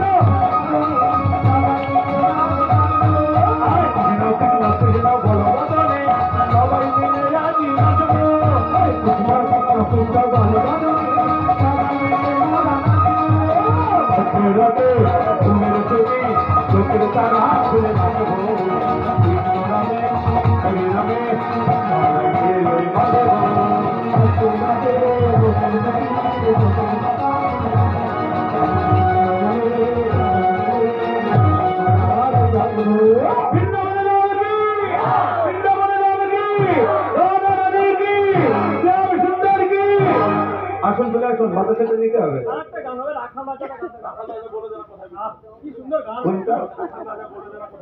রাখালে রাজা হরি রাখালে রাজা বলে দেবে কোথায় বৃন্দাবন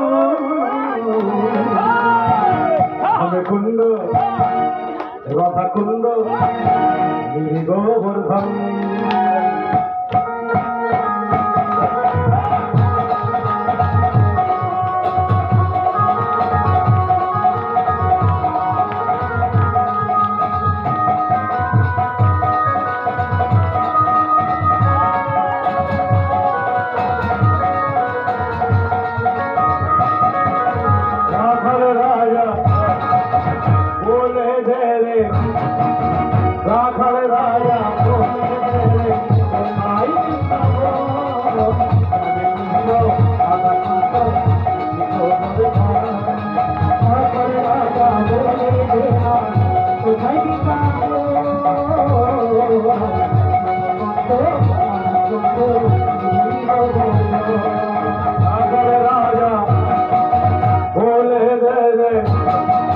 কোথায় বৃন্দাবন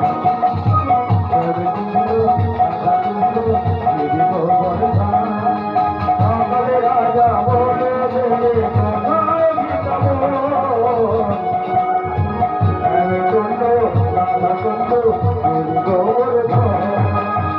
ভাগ্যবতী ছিল বোনা উজন হয়ে যায় বাঁশরি হাতে কানাই গেল মথুরায় ভাগ্যবতী ছিল বোনা উজন হয়ে যায়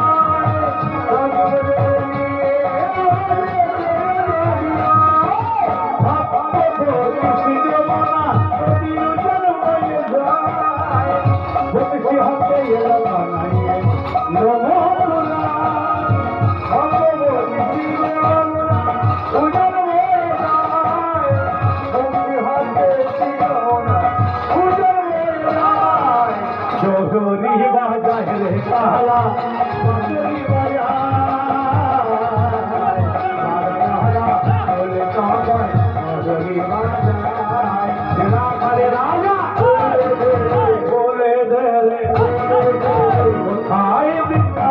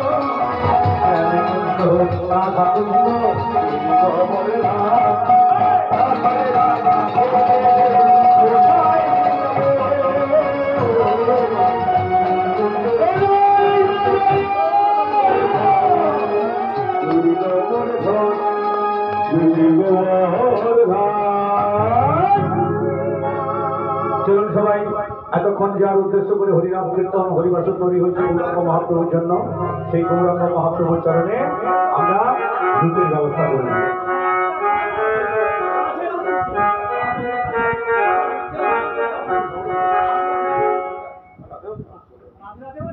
ঠিক আছে ও রাধে ও রাধে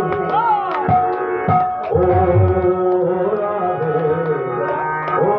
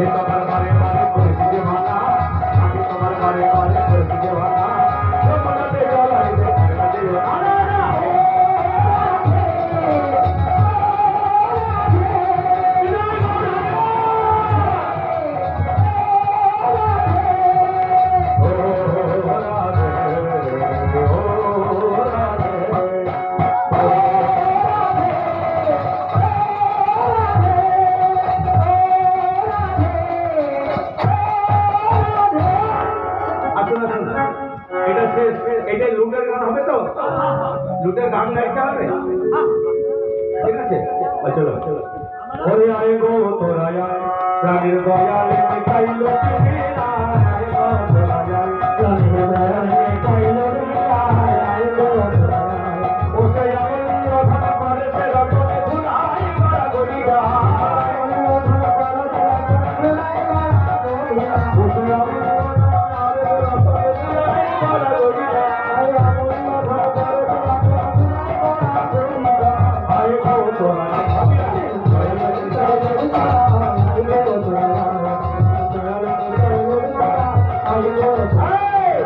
রূপন সনাতন হইল যে প্রধান আনন্দ পেতে রচনা করে ভাই দুজন রূপন সনাতন আনন্দ পেতে